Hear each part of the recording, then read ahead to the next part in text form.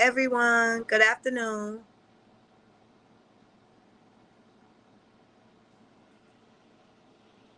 Good evening. Why do I keep saying afternoon? For some reason, I would like it to be afternoon. I want to apologize about earlier. My live stream was interrupted. I didn't have service. I had to come back home. And then for work tomorrow, we are having pajama day. And I have to find the appropriate pajamas to wear to work. So it took me quite some time to find those. But now we are here. How is everyone this evening doing?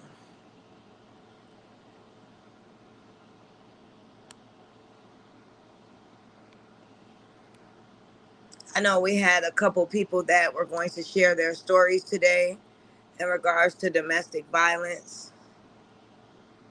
I know we had someone else that had a couple of things they were going to share as well about that. And I wanted to do our check in. I know Sunny said she went and got her sticky notes today. And I was just wondering, did anyone else out there get any sticky notes? And if so, did they place them on their mirrors yet? It's a mindset. Everything is a mindset and it's baby steps. I don't know if you heard me earlier, but like I said, it's not going to happen overnight. When we're detaching and we're detoxing ourselves from people, places, or things, it takes time. If you're in a relationship and it's not working out and you want to walk away, you'll get there. Even if you're not quite there yet, if you have those sticky notes, that is the first step. Even with family, people that are toxic in our family that we can't walk away from or move away from right away because they either live with us or they're around. It takes time to get there. It's all about the mindset first. You have to be able to control your reality in your mind and create a healthy mindset first. And when you do that, that is the first step to being able to walk away from toxic people. That is the first step to be able to be in control of your work environment and not allow yourself to get in those emotions. Even when your boss upsets you, even when your coworkers are picking and saying things about you behind your back, you have the healthy mindset to know that those people are who they are. They're meant to distract you. They are there for a reason. When you know that and you stand firm on believing that, everything else that goes wrong around you or that does not work in your favor will not affect you. I promise you that. Now, I just wanted to speak on that briefly before we go off into two women that wanted to share their stories in regards to DV, as well as my homegirl wanted to finish her story as well. If you're in the chat tonight, please type here. If the ladies are here, if they're not here, um, we'll go forward and I'll briefly speak on that, but we'll speak on when to know when it's okay to start dating again. Whether it's from a divorce, walking away from a toxic relationship, if you were a DV survivor and you're trying to move forward, when is it okay to move forward? So we'll speak on that today if those ladies are not here tonight. I know I kind of took too long to come back to the chat. I apologize. But I'm here now and I appreciate each and every one of you here. I hope you all can hear me.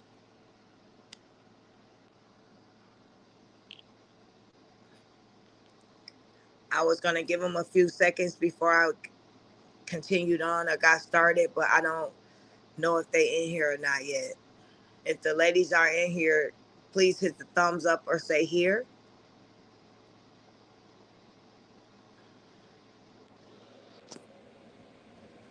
If everyone can hear me tonight, say here, please. Because I have 8 people in here, but I don't know if you can hear me or not. And I don't want to continue talking if no one can hear me.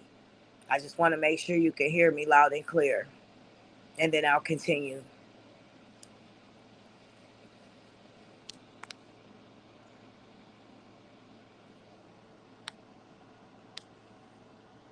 Okay, maybe it's my fan club that's in here tonight. I don't think it's my people. Because apparently, if my people were in here and they could hear me, they would say, "Here, Ash." So I think it's just my fan club at this time.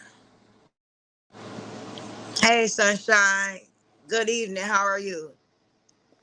What's up, chick? What up? So I'm asking everybody to type if they can hear me. Hit the thumbs up, and they're not typing it. So I think it's just my fan club that's in here instead of my loyal subscribers. Oh, hey, Ann. So Ann says she's here. Oh, they want to listen. Yeah, they want to listen tonight. Mm, that's fine. Right? We welcome everyone aboard. You hear me? Thanks for joining. Mm-hmm.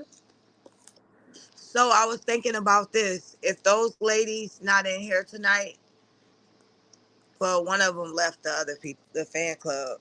I guess they realized that this ain't what they wanted.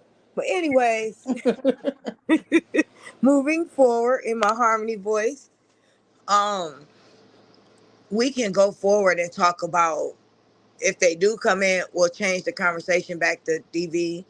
But we can also now tonight shift the conversation as well about when to know when it's okay to date again. What do you That's what think I about need to that? know. Okay, sound good. So you can ask me what you want, and I'm gonna let everybody know as well, and I'll post it on my community tomorrow. The lovely, beautiful Miss Miranda will be asking Ashley D questions on Friday for F Them Kids Friday.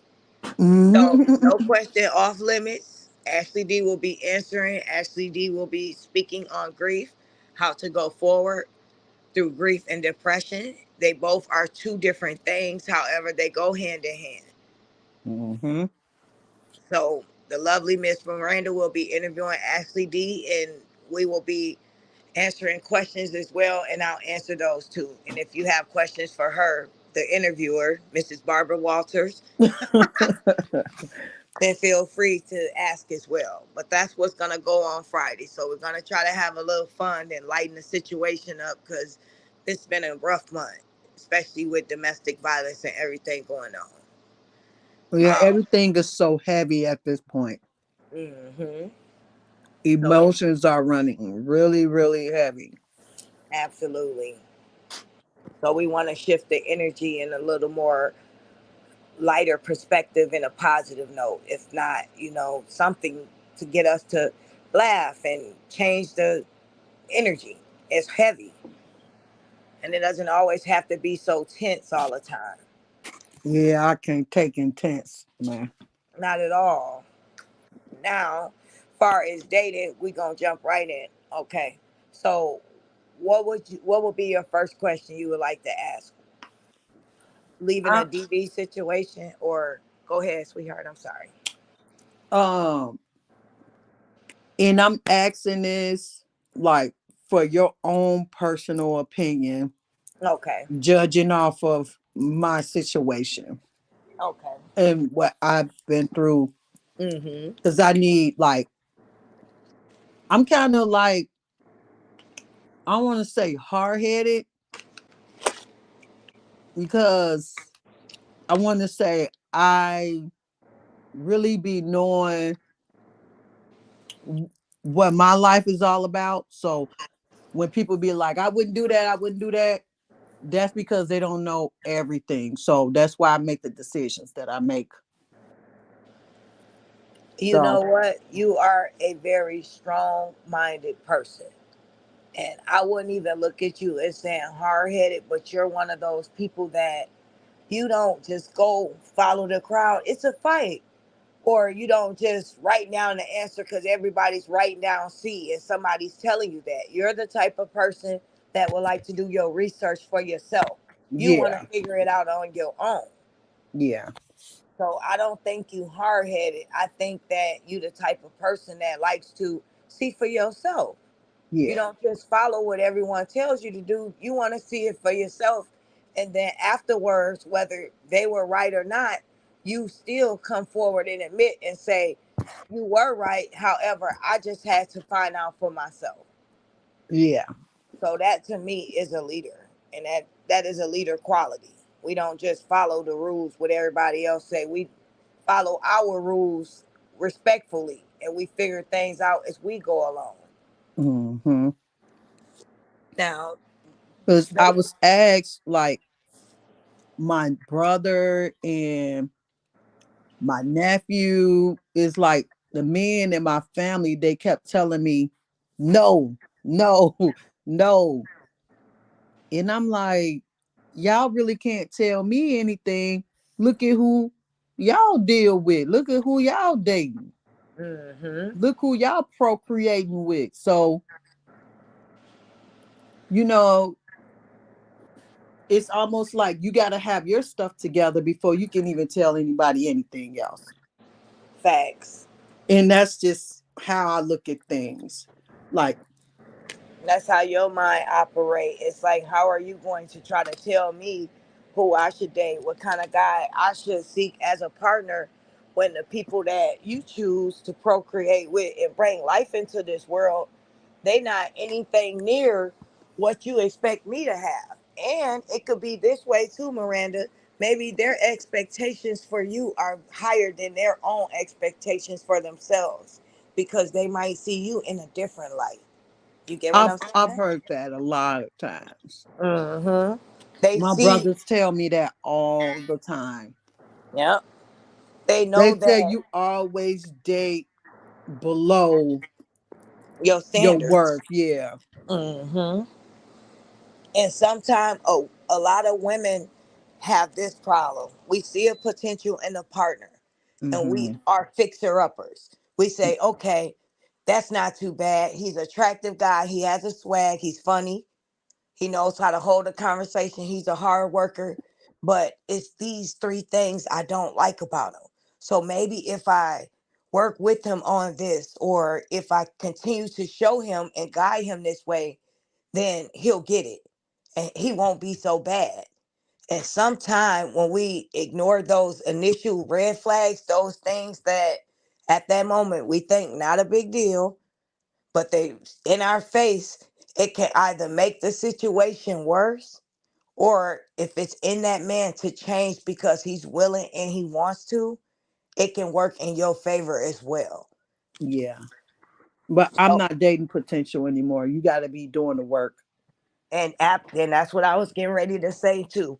When you've been in relationship long terms or a DV victim, and you see the qualities in the guys, you try to fix it, you've been there, done that. The older we get, the more we can say, okay, I'm not fixing a guy. You have to bring it. You know your worth. You know what you can do. You know what you bring to the relationship. You are the table. You Mm-hmm. get what I'm saying? So Mm-hmm. the partner that you have in your mind already, you've been there, done that. It's guys out there that already has those qualities. You don't Mm-hmm. have to make a man up anymore. We not young anymore. We Yeah. are old enough to be able to have a man that's already together that walks into our life. Yeah. But the important question is, sometimes, like, it's certain things about me, which of course, I'm in a relationship, but I'm going to use me for an example. If things about me, say if I was single, that habits I have, such as cigarettes, if I was to date someone else, what if he didn't like someone that smoked cigarettes? We always have to keep those things in mind, depending on the type of partner we're seeking or that's seeking us. Mm-hmm. Get what I'm saying? And we have to ask ourselves, if this man came along and God sent my life partner, okay, am I Mm-hmm. ready for that? Am I really We ready never to be be ready. submissive? We Am I never ready? be ready. Yep. Am I ready to be able to do these things that are part of a relationship? Because sometimes we get too comfortable being content with being alone. Yeah. And that's a problem with us as women. We got to get out of that a little bit, and we have to I put am ourselves. content with being alone. Cause it's like I'm not coming out of my singleness and Mm, I'm not settling. yep. So I did a lot of work on myself Therefore, I expect him to match. That energy. Yeah. Mm-hmm. And you know what? That right there is I'm not settling. wonderful to hear when a woman works on herself. You've been through so much and you don't have to settle. You know your worth. So, like I said, I think it was like 4 videos ago when we were a little bit younger minded and we didn't have pros and cons. We see a guy that we're attracted to and we say, okay, he's cool, this and that. I could talk to him. It won't be so bad. But now the older we get, we're passing up on looks. We passing up on the superficial things. We want more to a relationship besides the basic things that we would have settled for in our younger years. Now we looking for the things that might have not married. It matters now. Can you keep a conversation? Do you believe in God? Do you pray? Are you close to your family? Do you have a relationship with your mother? Are you is your relationship good with your kids? Do you do things with your family? Is your family close? All these things matter. Yes, they do. Yeah. Hello, Betty Davis. Hey, sweetheart. She said hello, panel. She said hey to you, Miranda, as well. Who was that? Who you say? Betty Davis. Hello, Miss Davis. And just if it's one of the ladies that's in here that wanted to share their story in regards to DV, when you enter the room, and I'll keep making the announcement frequently. I think by 8:30, I'm gonna stop making it. And Mhm. we'll try to have it another day. But if you're in here, you can hit the thumbs up to let us know, and you could come up and share your story if you like. But now we're just continuing talking about how to know when it's okay to date and probably what you're seeking for in a partner or a spouse. Yeah. I'm always looking to um always get better than what I last had. Like I'm always upgrading. I'm never gonna downgrade. And that's And that very. was one of the reasons why I even married him. Betty said, hey, Miranda, I'm sorry. And Melissa Forson said, yes, you pretty much do have to do a whole background check. You do. Yeah, yeah, yeah. And that's crazy. You absolutely do. And like Miranda just said, and I agree with that. Each time you walk away from a relationship, you guys, I feel like you walk up another step. It's like, Mm-hmm. okay, I'm going to expect more from the next relationship. Mm-hmm. You can't date and love off of potential. You can't love off of looks. Looks and lust will only get you so far when that conversation is dead or when you're going through something and that person is not emotionally mature enough to understand that. Then you're Yeah, going to be going through that alone, and the person with them looks is going to be in the other room not caring what you feeling or could care less. yeah, And now you're stuck in this situation and you done committed and tied yourself to someone that does not match your energy, that's not equally yoked with you, and you have to just be here miserable. And they're mm-hmm. okay. Yeah. Got to be equally yoked, and that's mean spiritually. Absolutely. And That's three. what a lot of people don't realize. Mm-hmm. In dating for looks, what happens when you be you get upset with the person? Because they turn ugly when you upset with them, when they make you mad. Yep. And And how angry could this person get? What's the angriest that you ever got? that's a good one. 3G said, hello, Ashley D. Peace and love, sister. Hello, chatters. Hello, 3G. Welcome to the room in the panel, sweetheart. Thanks for joining us tonight. Miranda, you are absolutely right. That's the scary thing about certain people. You never 'Cause- know how upset a person can get. And that's a prime example of you never know how hot it is to the heat's in the kitchen and you both in there. Some people can't handle pressure. Mm-mm. They are crack. Yep. And my grandma used to always say a relationship is give and take. Somebody is going to take more than the other person in the relationship, but it Mhm. balances its way out.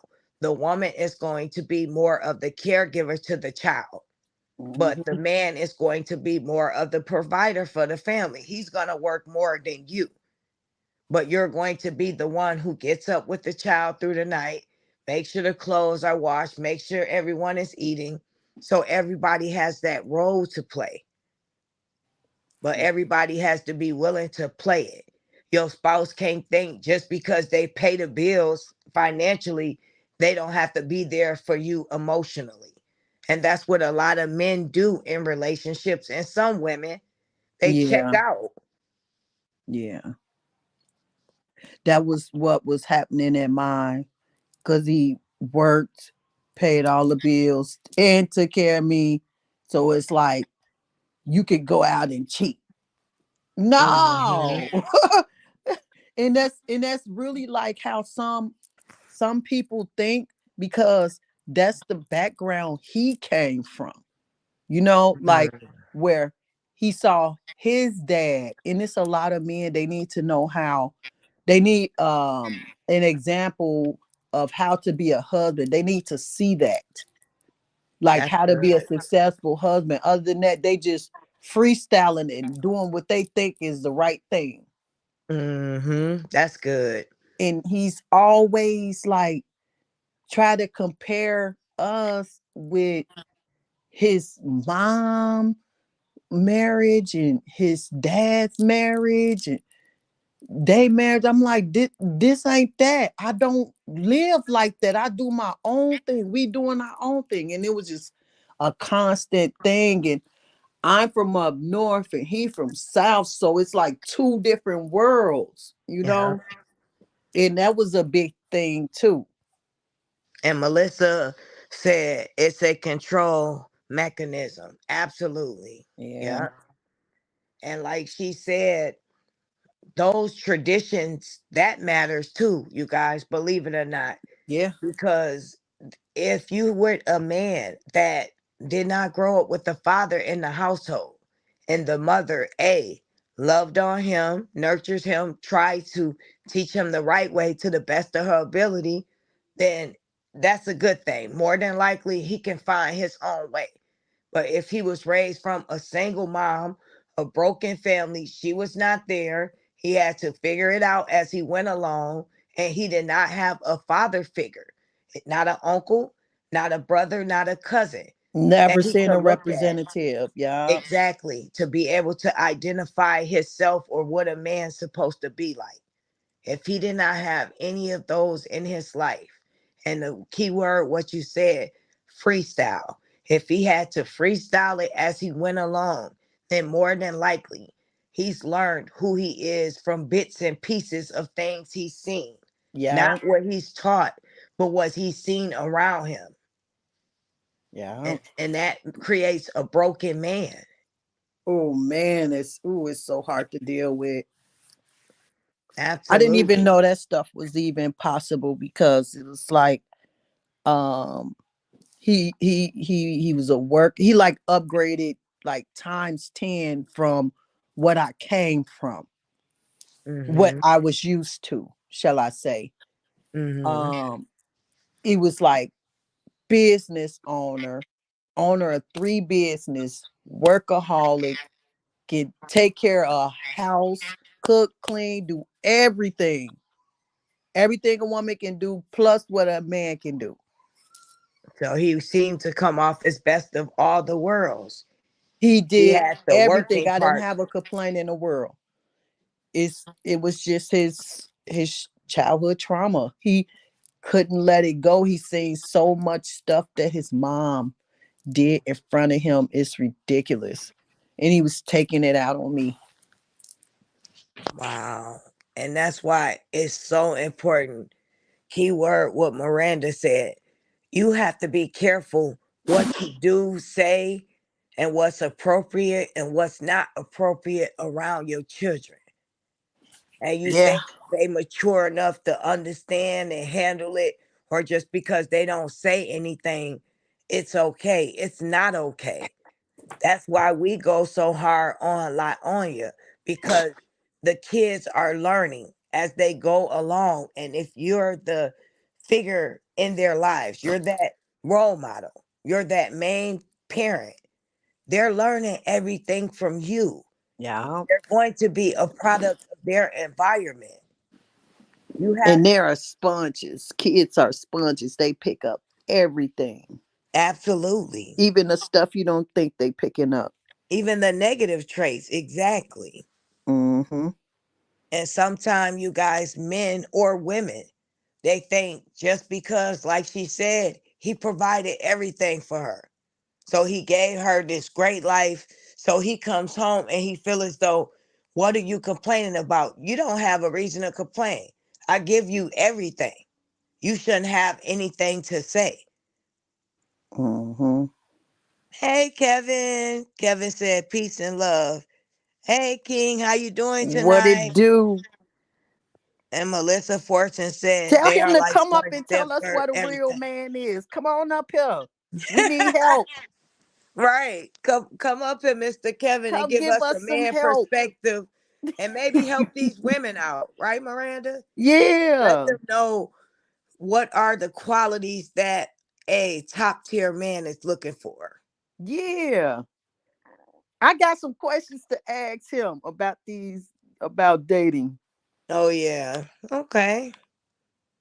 Come on, Kevin. Kevin. Kevin. Right?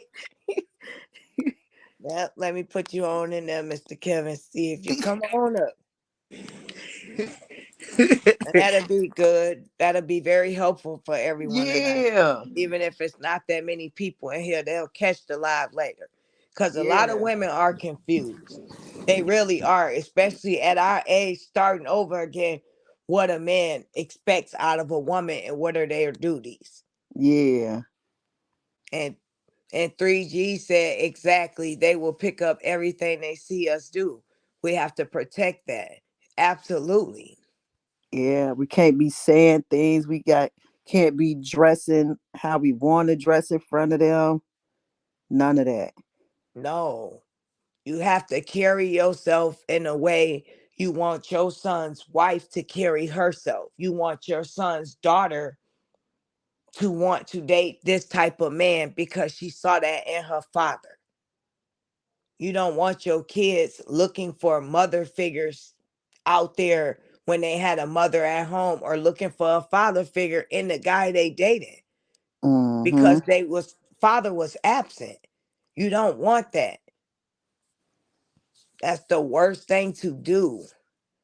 Well, they always say you get, what the opposite parent is. Like boys get what their mothers is, and girls get what their fathers is. And I can like agree to that to some extent. Yeah, and sometimes they say we even date our what our parents were. They say the opposite, and sometimes they say they date. That's why it's important. Like on your sons will bring home a light on you. You get what I'm saying? Oh Lord. Unfortunately. So that's why you dress appropriately, Yeah. first of all, and teach your daughters, and I'm just speaking in general now, not just her, teach your daughters what a woman supposed to be like, how she's supposed to carry herself. When Yeah. you continue to be all over the place and your kids are taking that in, they don't know. And Oh, it's they sad don't. if they have to turn around and figure it out from somebody else telling them something wrong. Because nowadays, kids have access to everything nowadays. So much technology that's out here.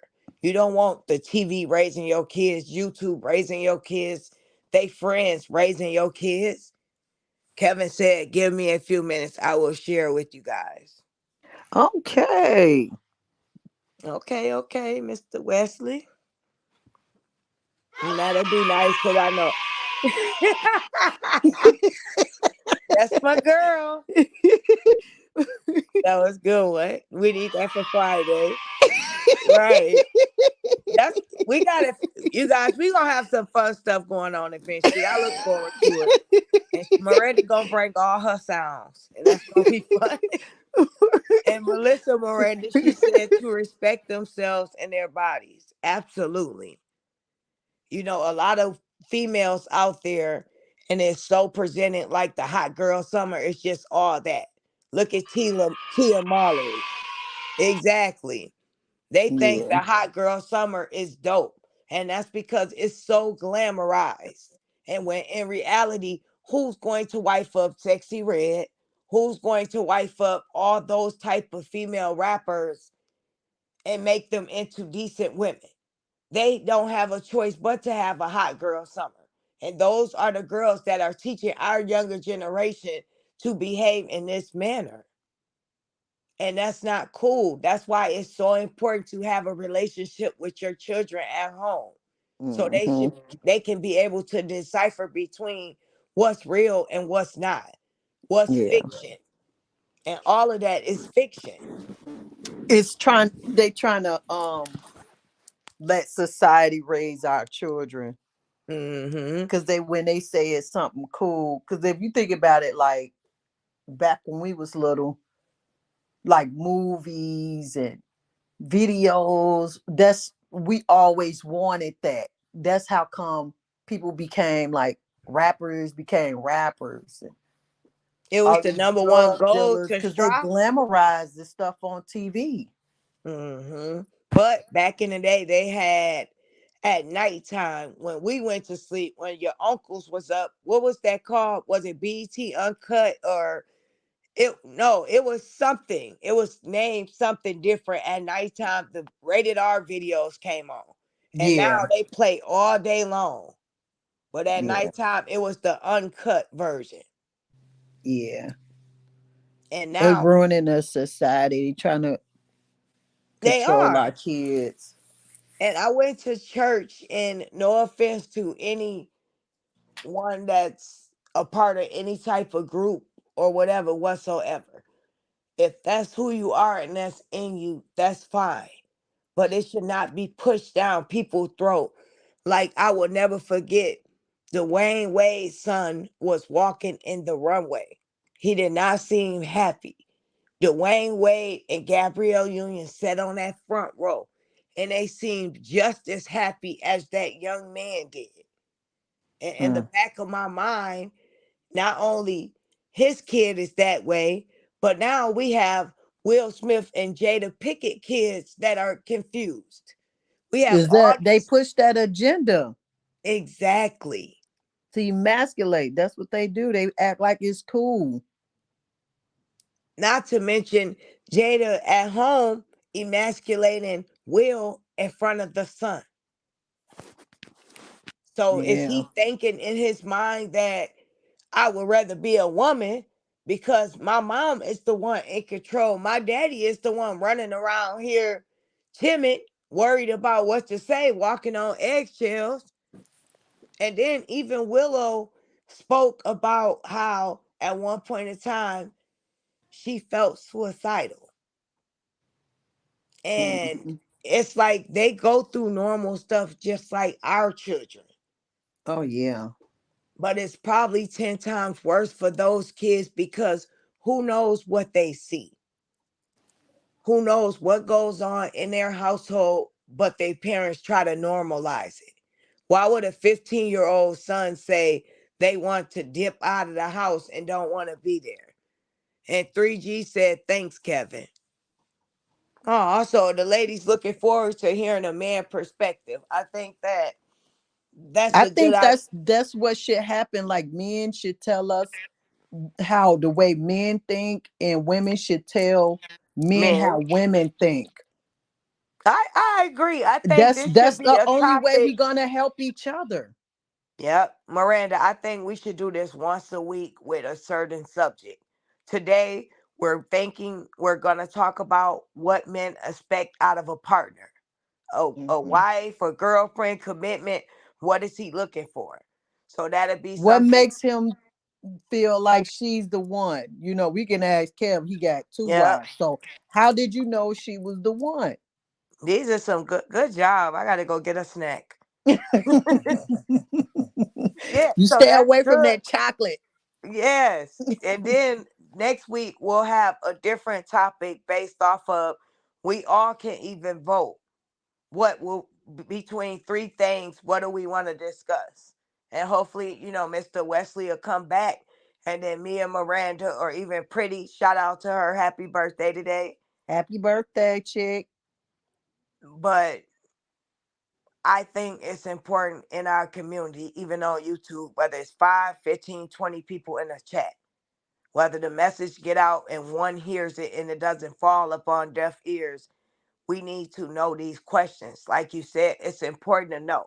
We're not a man, so we can't think like a man. We can only assume.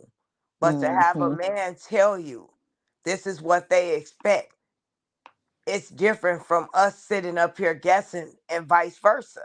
Mm-hmm. He can ask us questions as well, and we can give our perspective from a woman's point of view. Mm-hmm. So it's always nice to have a man be able to come up and share things with us women, especially single women that just don't know and they're just getting ready to date again and they don't know where to start. Yeah.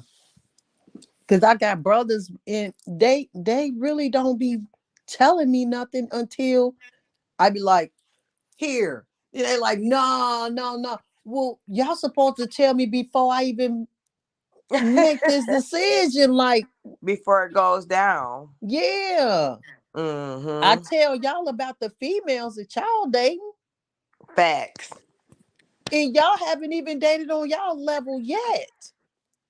And then sometimes they think that we figure it out or you got it under control.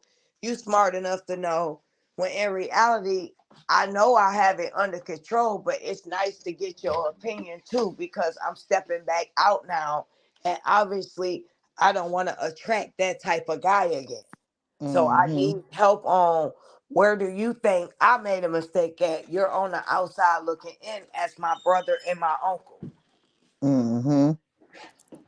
And me, to be honest, how I dealt with certain situations in life, I learned from the people mistakes around me, from my friends, cousins, whoever. When they did it and they did things a certain way, in my heart, if I felt like it was wrong, I moved to the left when they moved to the right. Mm-hmm. I was young enough to know at that age, okay, they break up every other week with their boyfriends or their boyfriends breaking up with them. I want to save myself. I see why my mom said it's so important to wait until you marry. I didn't make it to quite being married yet. I was engaged, but at least I did have enough sense at a young age to hold off for as long as I could because I was raised and taught that that was sacred and valuable. And whoever you Mm-hmm. give that to, make sure they're worthy of that.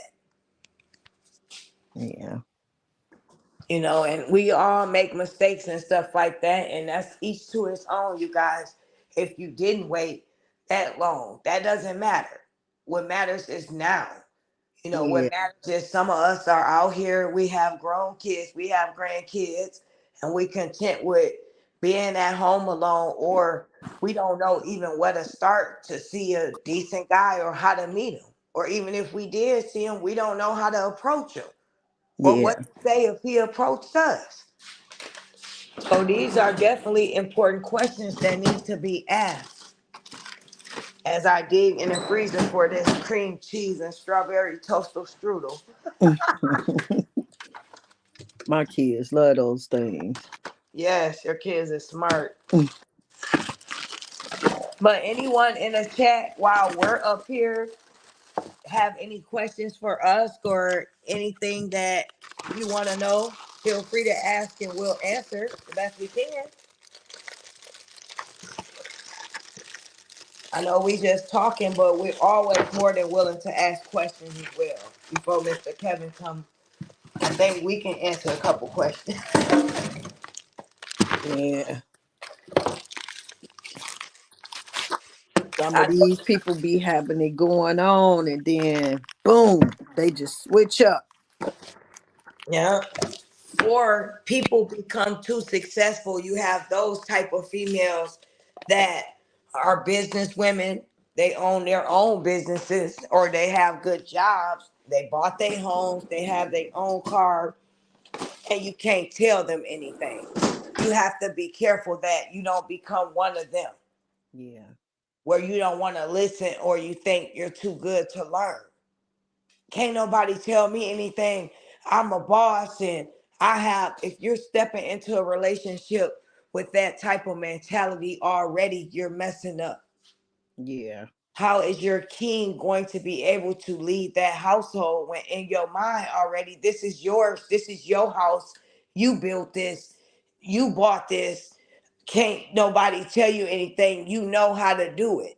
You know how to be a boss. But that's a difference between learning how to be a boss and learning how to be a woman and becoming a wife. Don't get those three mixed up. Yeah. They can be easily mixed up too. You think you know one thing, so you think you good at everything else. You know how to be a wife. You don't nobody need to tell you. No, you still have to be in your feminine energy. You have to still be able to submit to your man, even if he's making less than you, but he's a good man. But what if he's not making anything and you're just the head of household? Hey Then you man. need to walk out of that door and don't look back. But I'm saying it like this, and I'll be honest. If you with someone and he's a good guy, he's a man of God or a man of belief, and he has structure, he has discipline. You don't have to build him. He's just looking for a job and he's having trouble right now. Or he's just starting his own business and it hasn't picked up yet. If you're willing to carry that weight for a while respecting him and not talking down to him, then that's okay. Mhm. Because everybody has a rough patch in life they have to hit and go through in order to get to where they need to be. People don't wake up overnight and become millionaires or successful. They have to put that work in. So if that man is just having a moment and this is his season where he has to go through hardship, then stand by your good man. But if he's just being lazy and he knows that you gonna take care of the bills and he's just chilling at home watching TV, messing up dishes, then there's no need for you to be in that type of Running the bills up. yeah, light bill high because he's just sitting at home all day yelling at the TV. We too old to have to deal with those type of men.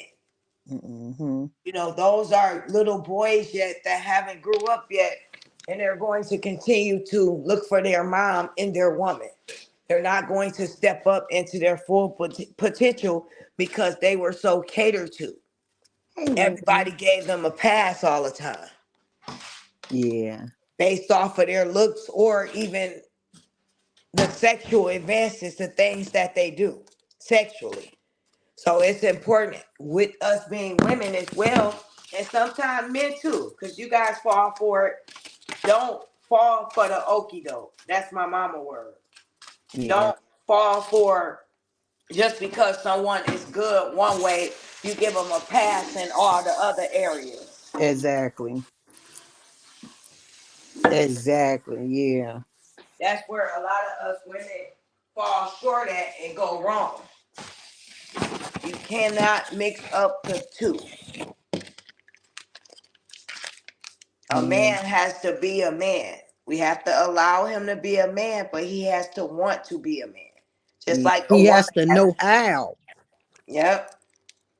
Yeah. And even if you, prime example, if you did end up with somebody that came from a broken home, and he's learning, if that man is trying and he's really trying with all his heart and you see that, give him that. Yeah. It's more so like I was more gearing towards, the toxic masculinity. No, not you. I'm just saying in general. Like if they dating someone and he is trying. He was a boy that grew up without his dad in the household, so he does have father issues. He somewhat has mother issues because she wasn't around, but he's I'm trying real to. big on morals. Like if Mhm. our morals and principles and character don't line up, Me too. if you would do the total opposite on some moral stuff, we Yeah. mm-mm. It ain't no. I wouldn't do you like that if I wouldn't do that person like that. So it's how you treat other people. Absolutely. I need to know, how do you treat other people? Integrity. You gotta have Yeah, you integrity. got to. You Yeah. got to. You got to listen to what other people say about these people that you're, what's that word called? Like thinking about dating or something like that. Pursuing or Yeah, yeah, courting. yeah. And I agree with you. Absolutely. You definitely have to have that. I'm big on that as well. Um, hey, it was something I was going to say to you that was important. Oh, before I get off topic, if my people are in here, and I want to touch on this real quick, that's brought they sticky notes and you haven't put the words to the paper yet, or you haven't placed those on your mirror yet, it's okay. I want you to tomorrow going forward before Friday hits, you guys, write down your stuff. It's important you put that up there, and it's important you start training your brain. Even if you're looking for a partner in a relationship, train your thought process to positive things so you can manifest your future. You have control of your destiny, but you have to take that first step. You have to put that pen to paper. You have to change your mind first in order to change your environment around you. In order to change people, places, and things, it starts with your mind. Your mind is stronger than what you think and believe. You're not going to be able to walk away from a toxic relationship or be able to maintain a healthy environment at work if you're not training your brain to be able to adapt to whatever it is to come. Because life is unpredictable. Things at work gonna happen. People gonna gossip about you. People gonna lie on you. You have to train your mind to not care and think positive and think beyond what your situation is in that moment. So I have to make sure I let you guys know that, because I checked in with you guys and a lot of you didn't respond back to whether or not you went out and you got your sticky notes. Only Sunny said she got hers. So I'm proud of you, Sunny, for that. And I encourage everyone else out there to go forward and get those notes, because this was a check in live today as well. Hmm. I just call Saturday self-care day, so I make sure I That's good. Explain to everyone what your definition of self care is so they understand that. my definition of self-care is taking Your care of own yourself personal. first. Yeah. Always do something for yourself. We Hmm. often always doing things for others. This is people with big hearts and always giving a helping hand and doing this, going out their way to help others and stuff like that. We always seem to forget to take care of ourselves. So on Saturday, which is a Sabbath, which is actually the holy day, but I'm Very not good. I'm not trying to get into any of that. It's not Sunday, it's Saturday. So Yes. 7 day God rested on. Very good. yeah, so Yesterday I go to church. yeah, so I make sure I force myself to do something for myself on Saturdays. Wow. Whether I'm taking myself out to a movie by myself, Hmm. or I go to like my favorite spot, like Buffalo Wild Wings. Even get yourself a pedicure. Yeah, I do that. I do that myself. if I'm like trying to, if the funds is right, then I go do all that. But I really like doing myself, and that's form of self care too. Mm-hmm. And I make sure I take my bath and stuff, put on my music, light my candles, my incense, and I just literally like just read. Wow. Yeah, That's I'm a great. reader. I don't watch TV. We have a lot of similarity. Yeah, But what she said, you guys, is what everyone should always do: pour into yourself. It yeah, starts with you first. yeah. Self love starts from the inside out. The outside can look amazing, but if you're not soothing and taking care of that inside, eventually that's going to start to show. That's going to age you. You're going to have stress. You're going to have health issues, and you're going to not have a clear mindset. You're going to always worry. Mm-hmm. Self care is taking a step back and say, hey, I took care of you all this week. I made sure everybody was good. All the clothes was washed. All the food was taken care of. The house is good. Everybody's good. Yeah, This one day, I'm going to love on myself. I'm going to make sure my needs are met and even my wants for this moment. And everybody has to detach and do that. It's yeah, important you have that self care for yourself. yeah. And I ask men that, like, who be trying to talk to me and stuff. I ask them, "What do you do for self care?" That's like one of my first questions. And Yeah. they're like, "What do you mean?" So if you like, what do I mean? Like the slightest thing to turn me off, like what do you do for yourself? Mm-hmm. How do you love on yourself? And Yeah. that, when you, Tokyo said thumbs up, absolutely. When you love on yourself, you guys, and I'm gonna put it in a community, I want you guys to watch it.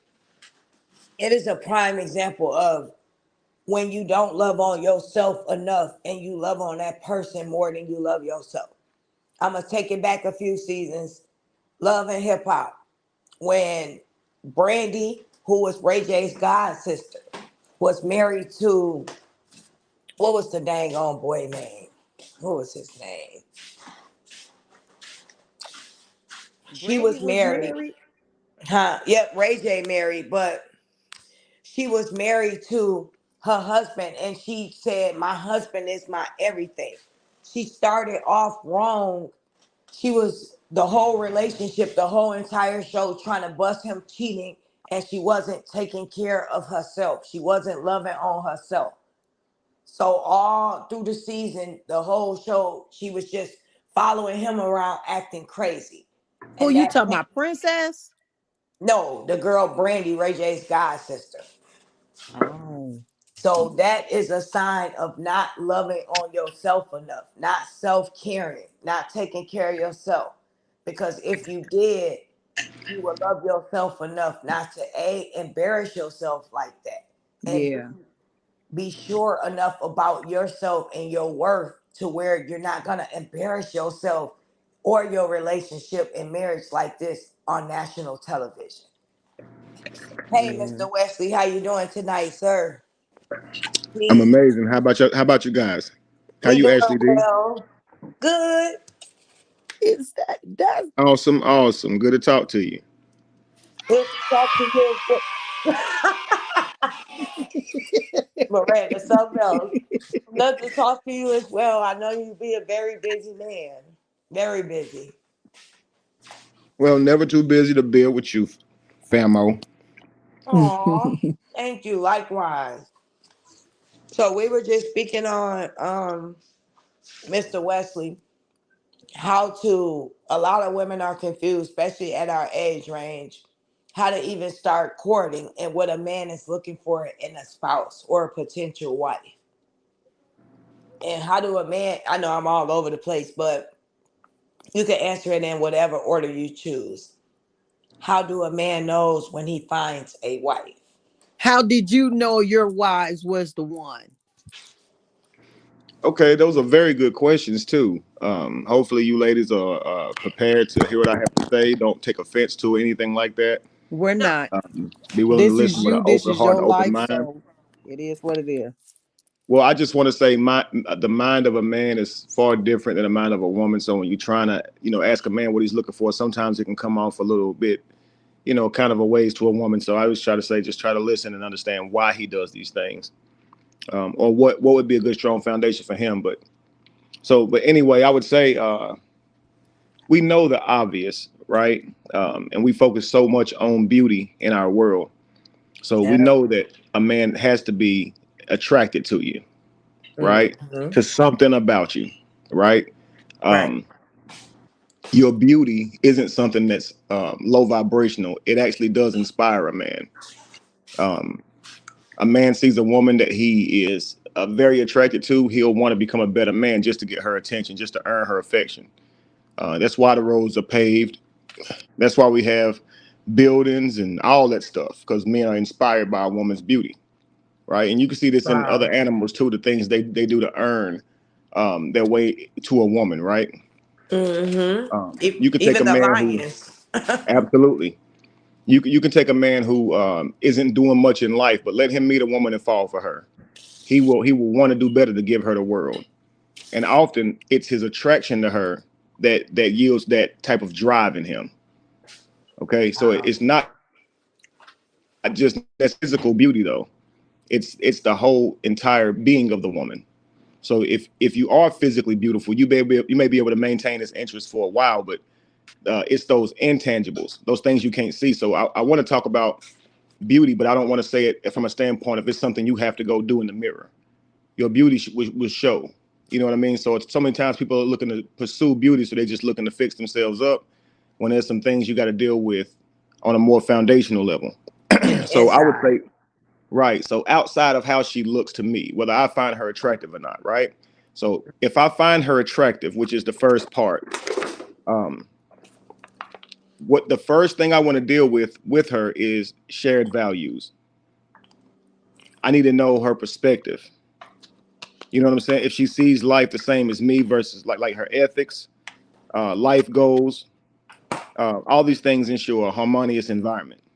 Mm-hmm. So you have to discuss this type of stuff early in the relationship so you don't have any major hiccups down the road, learning that y'all see life totally different. Because you should be looking for a man be looking for a woman that he can spend his life with. So he gonna want to know how she thinks, right? Right. Yeah. So that's the first thing is shared values. The next one is emotional intelligence because everything can appear to be great when everybody's happy. You tend to meet a person's best representative. When a person is upset, this is when you start to get the conflict, right? With their Mm-hmm. personality, they tend to act outside of their nature. They're willing to work with you through difficult conversations, right? Right. So a wife who is emotionally intelligent, she can navigate conflicts effectively. She can teach her children about emotion, foster empathy, and all these things are critical when it comes to building a strong family. Mm-hmm. So when a man's looking for a woman, he has to be thinking about his children too. If she has emotional intelligence, she will teach that to her children, and the decisions that she makes won't affect the children in a negative way. Yeah. That's Um, true. That's communication skills, that's another one. A woman who can effectively communicate without deflecting, reversing what you say, the need to be right, and often this means they forsake empathy to be right in situations when the whole moral of the conversation is to resolve something. And typically, when you deflect, it creates more issues. It doesn't resolve anything. But effective communication is good for a successful family.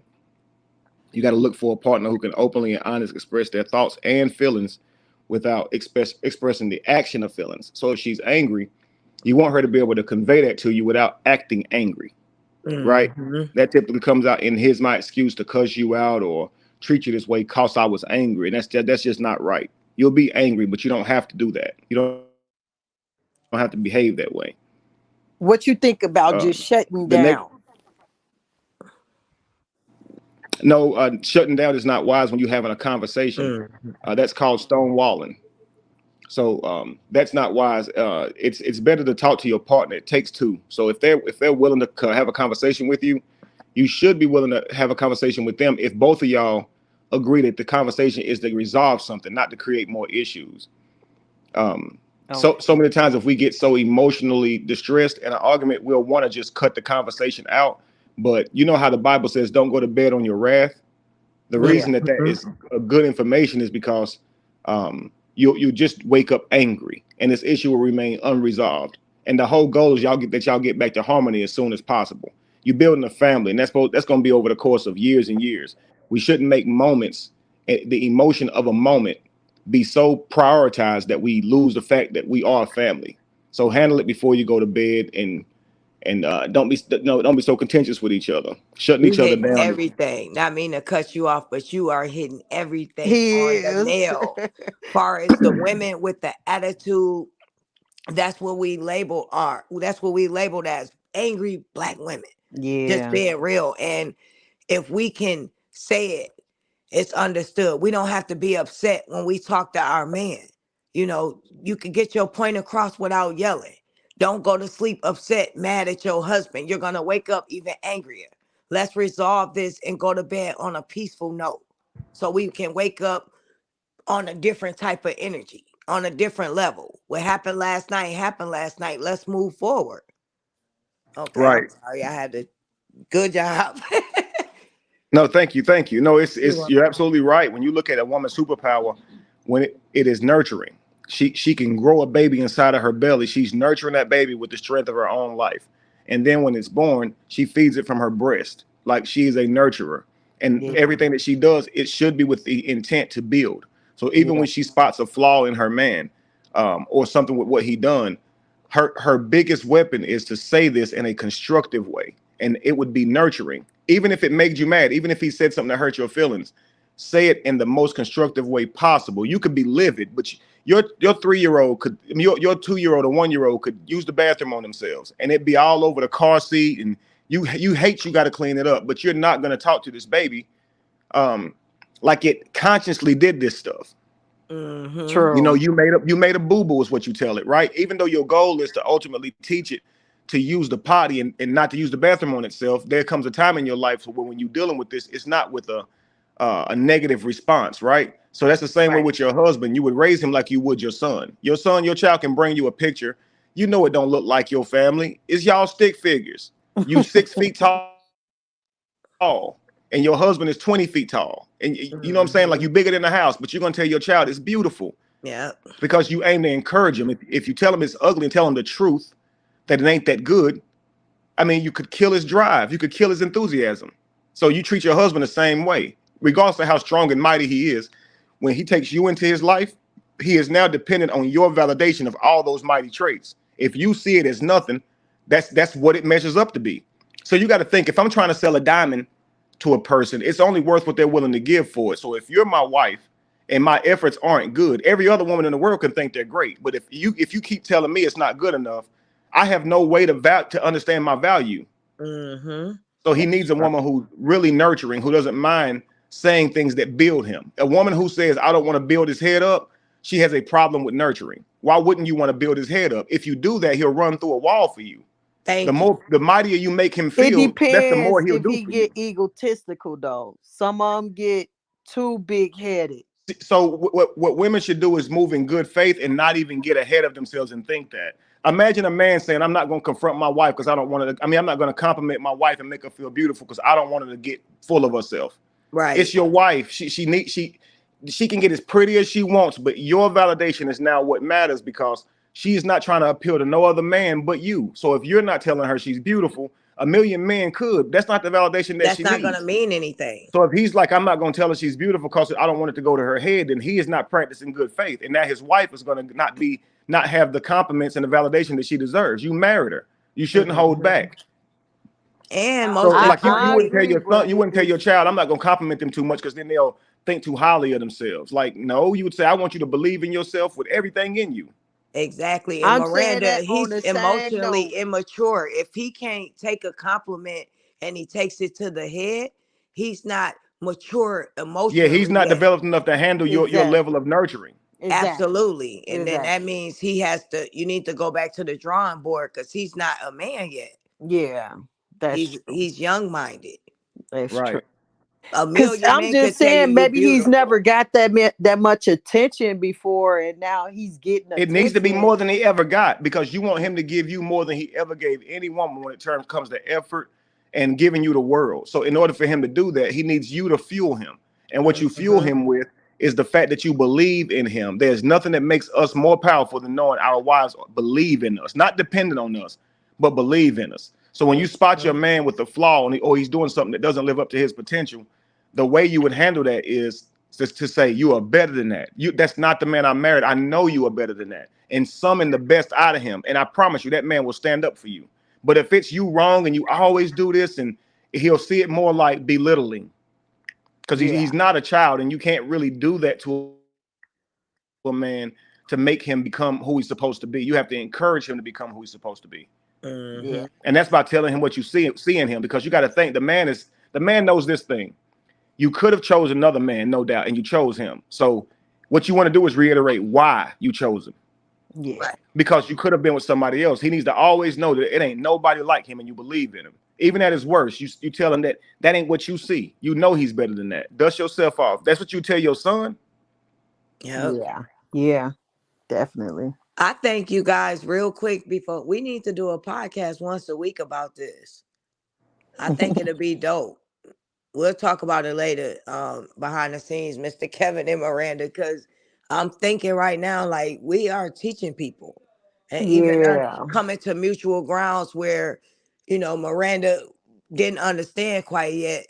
It's a lot of men that are emotionally immature to where they can't take a compliment and they take it to the head.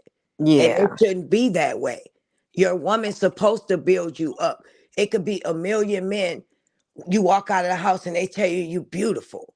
But if Hmm. that one person in your house, your husband, is not giving you that validation that you need, all those compliments won't mean It anything. don't mean And you're nothing. not going to be the best you for your family or for him if you're not getting that validation from him. He has to Mhm. pour into you just like you have to pour into him. Right. Just think Yeah. like this. If you take it back to when before money was invented, right? Money seems to skew all of our values when it comes to family. But before that, you had to look for values and qualities in a man that showed you he could hunt, right? That shows you he could be resourceful for his family without money. So he can actually go out and catch the food. You're not going to the supermarket to buy it. So he needs to be able to go get it, right? Right. And if you wanted the man that could hunt the best, you had to also be the best skinner and cooker of the food. Because if he's bringing back all this extra food because he's the best hunter and you can't prepare it, what's the point? Why'd you even want that man? Right. So as much as you want him to give you the world, you have to nurture. It's like you can't say I want the car to go far, but you don't want to put no gas in it. Right? He is the vehicle to give you a better life, but you are the fuel. So it takes both of us. It's like yin and yang. Yeah. So I was going to say, a woman's weakness. I'm not, a woman's a weakness is not a meek. Her meekness is not a weakness. It's actually a strength. Her ability to have a soft voice when she says whatever it is she needs to say is everything. Hmm. You see what I'm saying? Sometimes it's like a woman's femininity is the softer side of things, and that's where women refuse to be vulnerable nowadays. When they are hurting, they won't say they're hurting. They'll show it to you in anger. When if you were to say you hurt my feelings when you said that, a lot of times that man will instantly apologize.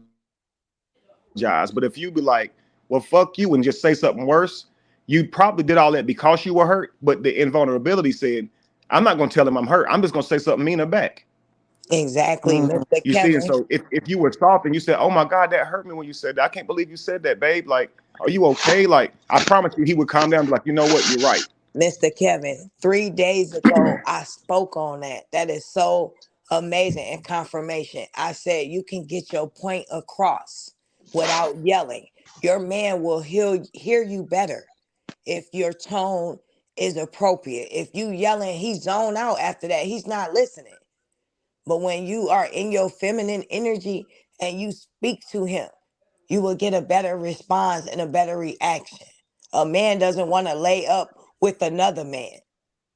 He's married to you, or he's dating you because you're soft, you're dainty, you're a woman. Mhm. Right. And what you simply mean by that is a man does not want to lay down with a woman who is challenging him, challenging all his Mhm. ideas, trying to make him sound stupid. If he says something, she got to look it up to see if it's true. That's what his Mhm. homies do. Like that's what men do. We challenge each other. But she should be receptive with her husband.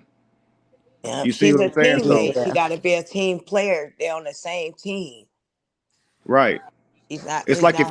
if you are in like a three-legged race, if me and my spouse is on a three-legged race, racing y'all and y'all spouses, let's say they're not moving fast enough. Would I encourage them by saying, damn, y'all slow? Or come on, baby, you can do it? Yep. You Which got one? this. Yeah. If ever what you're saying is not come on, baby, you can do it, or and it's some damn, you always do this, you fucking slow, you just ain't got it, do you? I don't think you got it in you. If it's stuff like that, you ain't being constructive or nurturing. Even if the person is not treating you right, that's not how you get the best out of them. Yeah, So a Right. that's woman will true. have to be very resilient, like even when she's hurt, still be soft. Women, modern women nowadays move with this mentality like, I know you didn't, and so if you say something that makes them feel bad, let's just say he calls you a name that you don't like, it should your response be motherfucker, I'm cussing you out, or baby, that hurt. Why did you say that? And I know a lot of women might say, I don't want to do that, but I'm telling you now, that'll make him stop. It'll get you what you want. And just like if a man, if you call this man out of his name, do you want him to say, well, B, you don't call me up my name, or do you want him to say, baby, calm down? Like, are you okay? Like, because Mhm. if Yeah. the other person is getting routed and you play the soft, like you, because it's conflict resolution. It's not if you yell at me, I'm yelling back, or if you say this, I'm gonna say something back. In a house when it's confined, it ain't nobody but you and them. Man, y'all gonna blow that whole damn house up and be Mm. arguing for fucking days. Yeah. You Some can't people be meet used fire to with that toxic fire, stuff though. and That's what I'm saying, and it's that's the not problem when you healthy. get used to it, because now you perpetuate a cycle. It's just tit for tat, Mhm. Yeah. You That's can't and meet crazy. nobody's willing fire to be with the person that fire. says, you know what, my aim is to resolve this. Yeah. Yep. Like Come if up he with a get mad and say solution. something slick, overlook it or acknowledge what he said and say, you must be upset. Did I say something to upset you to bring this on? But never respond back. You know, that's why I say resilience is key. Because you got to think, men, if you say women are more emotional, women have more of that quality, shouldn't they have more emotional understanding? Because you got to think back in the day, the man, he was going all the time hunting and surviving. He didn't know philosophy. Women knew this stuff. Women were more nurturing. Y'all had sister circles. Y'all have always been very communal. So y'all knew y'all way around emotions. Most of the time, a man thinking about fighting and kicking ass, that's all he could really think about back in the day. So thinking about Mhm. empathy and thinking about what the kids is thinking, that was often a woman's place. She knew emotions. So Right. now it's to the point to where men are accountable to emotions, and women now can't handle their own emotions. And that's sad because they claim to be the most emotional being, and that means they should be the most empathetic. I heard Wow, a that's woman a say the fact. other day, "What good is a man if he ain't making money?" And I was like, "Really? Do I need to pull out a white erase board and draw it out for you?" The, you don't know the need for a man if he broke, so he is useless if he ain't got paper in his pocket. Though That's crazy. that's sad because that's the other half of your child. You can't get a baby but through him. Thank you. Your Yeah. child don't have a father and that support they need, but through him. And you think he got to have money to do that? He never needed money to do that. Hmm. And I just want to say, Lisa, before we get started, she had wanted to say a couple things. If you in here, Lisa, you could come up and say what you had to say real quick, sis. And also, like Goddess TV, happy birthday, sis. Good to see you in here. She said, "Hey, Kevin. Hey, Miranda." She's stopping through to show her support. We Peace, Hey, peace, hey appreciate peace. girl, happy birthday. you. And Yep. while that person's waiting to come up, I was going to say so resilience is key. And resilience, number one, because life brings challenges. A Yeah. resilient wife can help the family overcome adversity and grow stronger through difficult times, not abandon the family because he on hard times. She would know how to be kind of the lightning rod, right? She's Right. resilient. She's with you for better or for worse. At your worst, she encourages you, right? Right. Yeah. At your best, she gets to bask in all the success, but at your worst, she encourages you. Why not? You supportive and a whole encouraging. different caliber of a man though, Kev. So it's like, This is a basic man, though, baby. A man Yeah, has I'm to be yeah. That's why I said I want to take uplifted away and all of supported to be the best right, him. right. I don't want to but take away. it's really not like a lot of men out here. It's a lot of grown boys. Like literally, they But that's what we have to immature. decipher who Well, we want to be that's with and why who we don't. right. Because when she asked me the question, "What's something a real man look for in a woman?" Yeah. I'm not Real telling y'all what men. Jody's look for in a woman. I'm telling you what real men look for. Right. So Mhm. other men might find the fact that you can, do that little thing you do worthy of marriage, but a real man is looking for something that's going to benefit his children. He's looking for the mother to his child, the matriarch to his family, Facts. the True. grandmother to his grandchildren. Like a real man's looking for stuff. He got a goal in mind and a vision in place for his family already before he even meets you. Yeah. Mhm. So I would say to women, wait for that guy. Don't wait for guys who not really truly interested in you for the long haul. And date with intent. Only date him if he's looking for that. Yes. Men do True. want family still, I'm telling you. I know they do that. And a lot of men just haven't found that right woman because they're willing to settle. They're not willing to build with him. They're not willing to build him up. They're not willing to challenge him to be a better him in a good way. You have to Right, pour into that man. If he's right, unsure of himself, it's your job to make sure that you're sure of him. The more you right, reassure him, the better results you will get from your man. right. And I encourage you guys when if you think to yourself, when I'm naming these qualities that most men don't deserve this, I want y'all to understand that a man that wants to create a family, no matter what his credentials or his place in life is, his status is, the money he makes, regardless, they all deserve a good wife because all children deserve a good mother. Right? So no man True. should be denied these simple qualities. They don't cost you a thing. They only cost you to work on your own self-development to be able to have these things when he meets you. You see what I'm saying? So another thing is being supportive and encouraging, right? And now I talked about a woman who finds faults, right? Who always got something negative to say. You can't take her to a restaurant. She'll find something wrong with the damn ambiance, right? It's Yeah. cold in this spot they in. This food is not. She always finds something wrong. They'll find something wrong with imagining heaven. And a lot of times to a man, that's very deflating because she always finding something wrong. Instead, she should often look for things that's positive. Even if it's a place she don't like, find something positive to tell this man. That makes you supportive and encouraging. If your son said, Mom, I'm going to take you to a nice restaurant, and when you went there, you didn't think it was that nice, are you going to tell him? Because you know he's taking you somewhere where his money can take you. He think that's nice.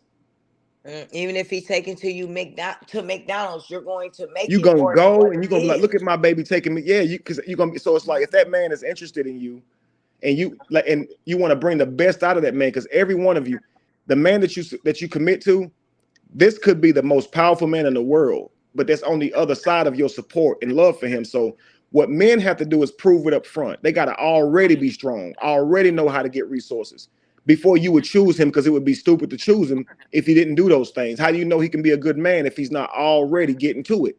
Right? Yeah. So you meet a man that got all those qualities. You don't have to show your qualities up front. Yours have to be revealed later in your nurturing. But True. if you truly believe in him, and you will nurture him to his fullest ability, because the way you see him has nothing on who he can be. He got to that point without your nurturing, and you see him as worthy. Thank you. So trust me, who he could be in 10 years with somebody actually having his back. Let's just say he gets up every day, he go to work. Trust me, he ain't got nobody cooking for him. He ain't got nobody rubbing his shoulders when he come home from work. But now you gonna be that person. How much stronger should he be? How much better should he be with you in his life? It's now two people. And a prime example, and I'm gonna let Lisa say one thing, is Barack Obama and Michelle. He would not have been the president as powerful if he didn't have that powerful woman behind him saying, I believe in you, pushing him, seeing them star qualities, encouraging him. Okay, Lisa, what did you want to say, sis, real quick? Hang Welcome on home. 1 second, Ashley. Hang on 1 second. Sorry, Lisa. Just to add to that, Ashley D. Okay. Peace. Okay. A lot of times we'll think that like I said, rubbing the shoulders and things like that. But just imagine the simple value of peace. If you have good conflict resolution skills and you can manage your emotions, simply not keeping him up arguing till 4 in the morning when he got to go to work is going to make him be more productive the next day. Not making him always feel like the relationship is rocky and it's something he must do to fix it because you just ain't happy. Those type of things kill a man because his family is more important to him than anything. And we hate when women just be coming up with something like, I'm just not happy, I don't know what it is, and he's sitting here trying to figure out how to fix a relationship that really ain't got nothing wrong with it. She's just bored. It's weird. Yeah, You know, so yeah, go ahead, Lisa. I agree. Wow. Stressful for no reason. It is.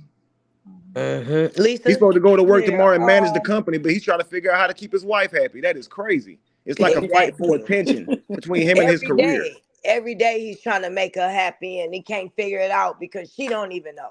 Yeah. She's trying to find any little thing. Okay, Lisa, I'm sorry. What's up, sis? What's going on?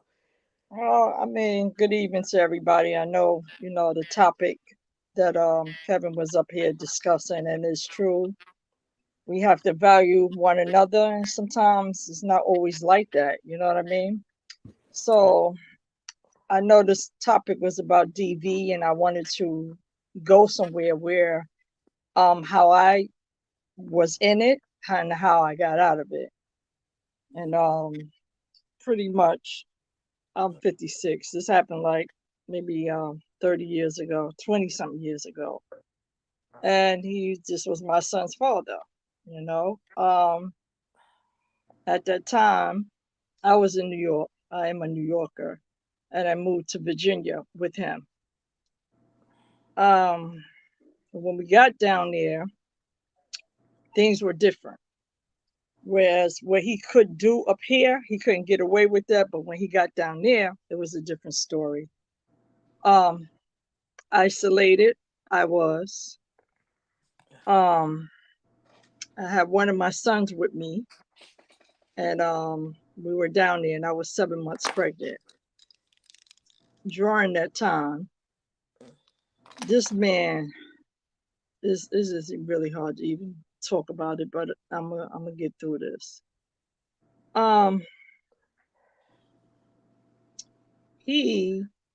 When I was 7 months pregnant, I was pushed out of a window, and I was in Virginia. I was on the first floor, which is weird. That how can you fall out the window? I was pushed, and I was 7 months pregnant. Fell out the window. He then tried to pick me up, bring me back in the house. More belittling, more cursing. You worthless. I can't wait till you have this baby. Like just a whole bunch of mess. And I saw this was real life, you know. Then my son had to witness, even though that was not his father, but my son had to witness the cursing, he didn't touch my son, thank God, but his attentions was just on me. He then, when we got to Virginia, one of his sisters, she came down there, but she's known to be a thief. So what happened is she was in the house with me, and some money was missing out of my wallet. So I didn't accuse, I just asked her. I said, listen, did you see such and such? She was like, well, why would I take your money? But remember, she's known to be a thief. So I just left it alone. So what happened is when he came home from work, she told him, she was like, listen, your girl was in here, your baby mother was in here trying to say that money was stolen out of her wallet, which it was. So this day, that when he came in, I was already preparing food. I had some oil, hot oil on the stove in the pan. So he was like, what is it? What am I hearing that you accusing my sister of taking your money? I said, well, she did. So then I had to he was like, well, okay. So how do you feel if I put that pan in your face with all that oil and burn your face? So I'm sitting there I'm standing there, stomach out, everything. And I'm like, what? You would really do that to me? He said, I don't care. I do not care. So I had to dummy down to get out of that situation. And then I was like, what do I do here? You know what I'm saying? So when that happened first, and then the incident happened with the window, but he kept me up from 7 p.m. to almost 5 o'clock in the morning. with a baby, a belly, 7 months. And I'm sitting there. Then when my arm was cut, he wrapped my hand up with 2 socks. And all this blood is dripping out of my arm. He would not even let me go to the hospital. So Wow. when that little girl is over there talking about DV, this is what I get upset about. I really endured that. Right. Then, if it wasn't for a neighbor that was upstairs, he was a ex sergeant. You know, he retired with his wife and everything. If I didn't have anybody, I had them, and they the ones that kept me safe. Because when he left after what he did, because he wouldn't let me go to the hospital, I packed up everything I could and I went upstairs to the neighbor's house and I stood there. When this maniac got off of work, I remember down Virginia has townhomes. They have like subdivisions or whatever. And he's out and walking up and down the pavement talking about, where's my wife? We weren't married, but he was looking for me. Now you looking for me? You concerned about me after what you did? Wow. And before that, when I went upstairs to the neighbors, they kept me safe, me and my son. So when he was off to work, they took me to I had to go to prenatal care that day. And that day I got shiners, which are black eyes. So I got black eyes, I got cuts on my arm, and I'm wearing shades in the rain going to the hospital. When I got there, they was like, listen, do you want to press charges? I said, yes, I do. And that would save me from going to prenatal care that next day. Oh, I wouldn't have been on this platform to talk to you about DV because I wouldn't have been here to talk about it. Wow. Well, So I just want to say this. I appreciate you having the courage to share it, and I'm glad that you are safe. yes, Being a DV survivor, it gives you all kind of different emotions and right, anxiety, and it's a struggle even day to day to live with that and yeah, harvesting those memories. mm-hmm. So I just want you to know that I am proud of you, and you need to celebrate yourself every day because a lot of people don't have the Well, I do opportunity that. to be here Yes, in the flesh facts. and make it and be able to share their story. So I appreciate you coming up here. And I also want to say, since tonight, it kind of, the subject, I started late as well. And, when no one came up, I kind of shifted it into like relationship advice and things Right, like that. And got I it. don't want to take away from a Mm-hmm. serious moment and jump back to that. So if Yeah. I have to Friday, Mm-hmm. do finish this off and just based it, for an hour on DV, Right. then that's what I would like to do respectfully because I don't want to take away from this serious Yeah. moment right now and then we I back mean, talking I about I didn't something want else. to. You know what I I mean? don't, need to cut you off. I wasn't like You okay? when I heard Kevin speak. It kind of like not in no bad way. It kind of like a healing process because as women we need to hear things like that, Right. because we have terrorizers really out here that don't care. You know what I'm saying? Hmm. They try to what I it's like when I look at some women when they try to think they are men too, they masculate. It's just horrible. You know what I'm saying? Right. There's ways you can talk, but not everybody's on board like that.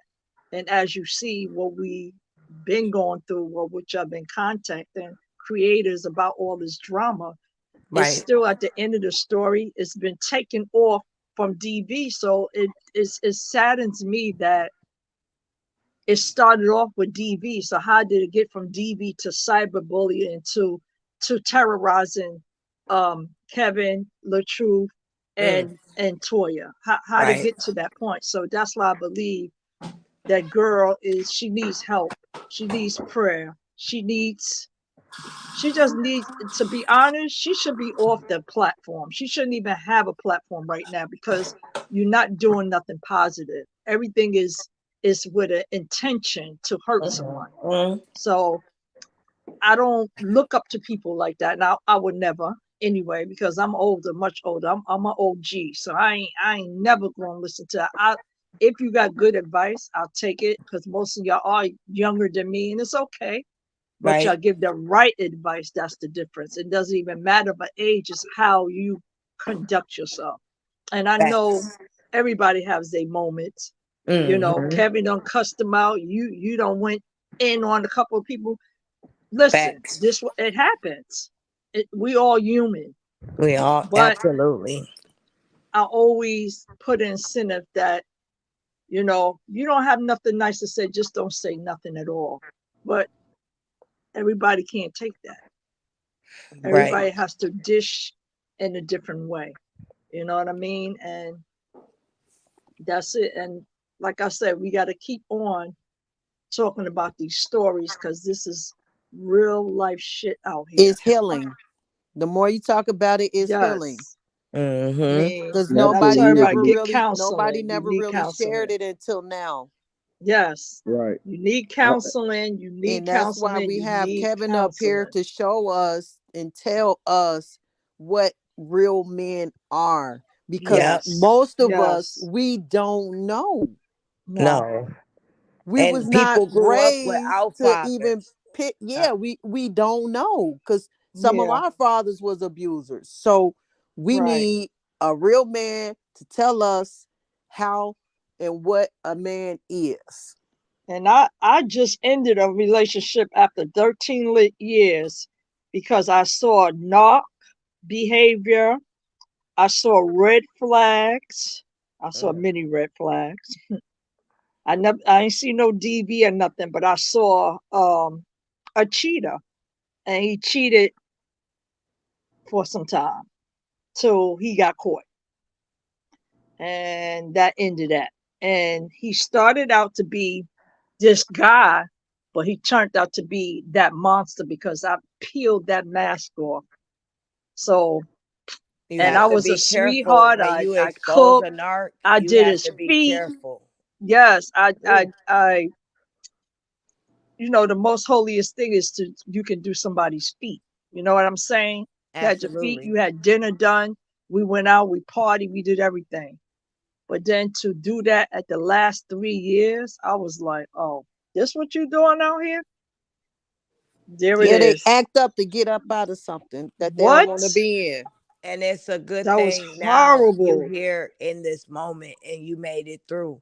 And going Yes. forward, Lisa, like Miranda said, we have a man up here and I want to take advantage of it, Yeah. and pick his brain and be helpful to us. You ended a 13-year relationship and now going forward, we know now at this Hmm. moment what a man thinks, how he views a woman, what he expect. We think outside the box.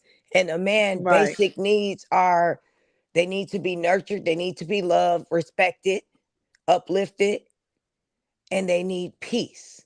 Right. And if we can accommodate the men in our lives or the future men that we come across that potentially could be our spouse and Hmm. do those things, we can have a successful relationship only Yes. if they're a real man. Key word. Hmm. There's a lot of immature men out here that are Yeah. not mentally there or capable of loving a woman correctly. And and you Be- know what's sad with this whole that situation?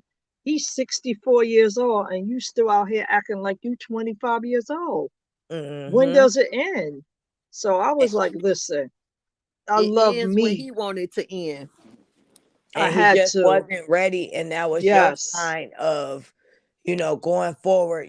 At the end of the day, it's still men out here that are older that are not emotionally Oh mature, my God. and they still want Mm-mm. to be seen as a younger guy. They still want to date younger women. They Want that still still want to know that they still got it. Listen, I'm 56 and I still got it. but I I don't know have to that's do right. that to hurt anybody. If I just feel a lot of men, if you sit down, call it what it is.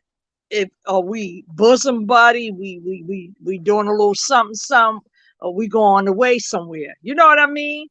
But if you Mm-hmm. sit down and just be honest, a lot of things would be better if they just be honest. And I'm not saying all men, because we have women, you see, we have that situation where she wasn't honest. You know what I'm saying? Facts. One So second, Maria Holiday. This my baby. Listening to Ashley D, one of your strong supporters showing support. I appreciate you. You my day one, and you still rocking with me. When I see your name, when I see your comment, it means so much to me, more than you know. You was there when Ashley D was figuring out what direction Ashley D was going in, and you still here 3 days later, and I appreciate you, sis. mm, And this is just the beginning. And Lisa, I'm not trying to cut you off. I just want to say this to the people out there. I'm going to have Friday 2 segments. The first one I'm going to do kind of early.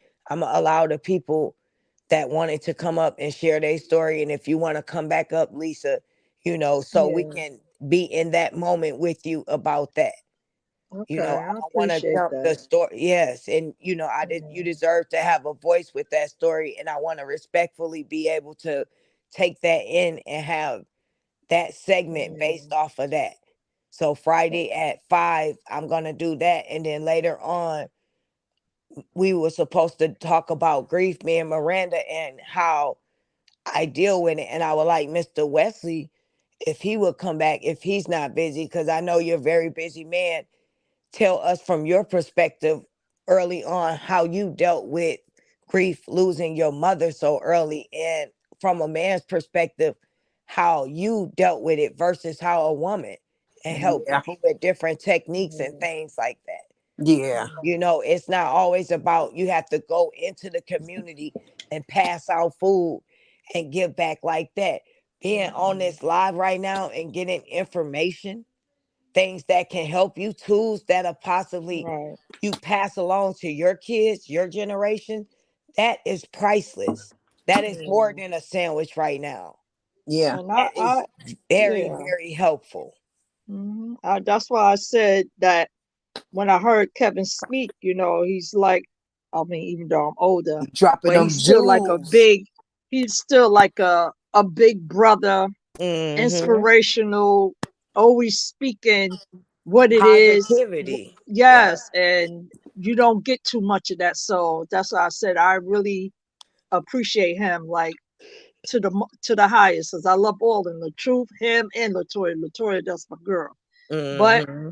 like I said, he's just defending his family, and I feel like people feel like he wasn't supposed to do that, and it's wrong because that's his siblings, and I would And do the that's why same for mine. we 10 toes down right now behind him. Yes, At the end of the yes, day, he rocking, we rolling. You defend your family, and right. we got you. Ain't going nowhere. Some of the stories change daily, but at the end of the day, the truth still remains. Mr. It Kevin, is what it I is. got your back. You got my back. The other content creators, we believe you. We respect you more than anything. When you stepped up for your brother, I would do the same thing for my sister, Yeah, and I me wouldn't too. regret it. And Yes. you're a Thank you. real man, and you handled it Mm-mm. with class, and sometimes you had to get a little dirty, but that's Mm. respectfully understood. Can I Anybody Mhm. else? ask you? Can I ask you a question, Kevin?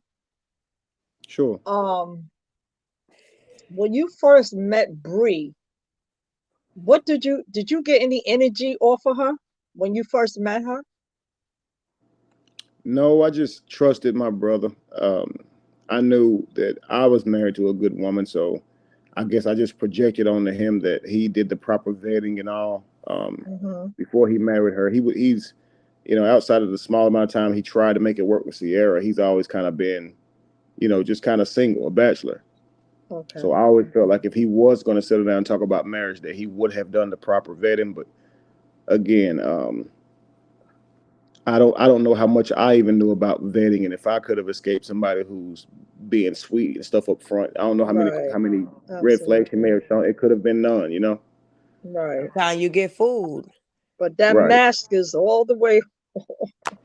Right. And The I want mask to is say to all you, the way Lisa, too, on. that Lisa, I want to say to you too that I'm really sorry to hear about the terrible experiences you've gone through, and I know it takes a Mhm. lot of courage to talk about it.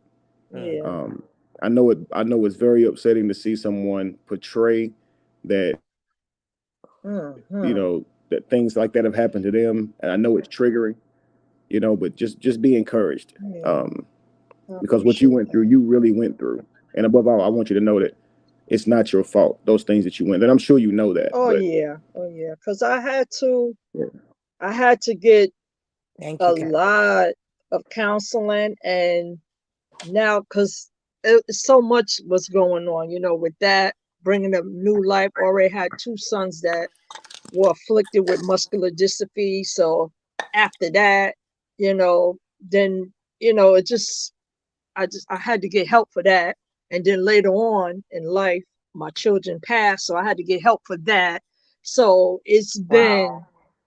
a lot That's a for the lot of last trauma. 20 something years. You know what I mean? So even like yesterday, I know that Retta was talking about grief, and I told you when she started talking, I couldn't Mhm. even pick up my phone. I was down. I mean, I was down. I mean, bawling, and I could not even get myself together because I did say that to her that I'm gonna come up on your panel, but I just couldn't do it, and Yeah. that really hit me like no one would ever know what that feels like with your when it comes to your children.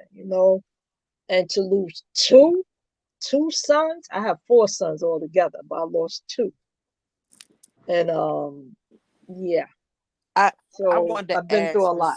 Miss Lisa something. Um, Sorry about what you went through and stuff like that.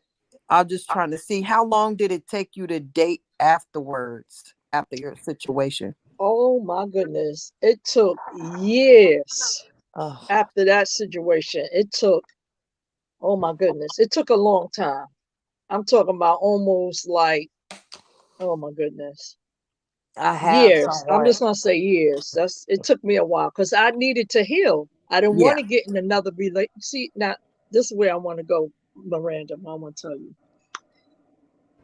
I healed, right? Mm-hmm.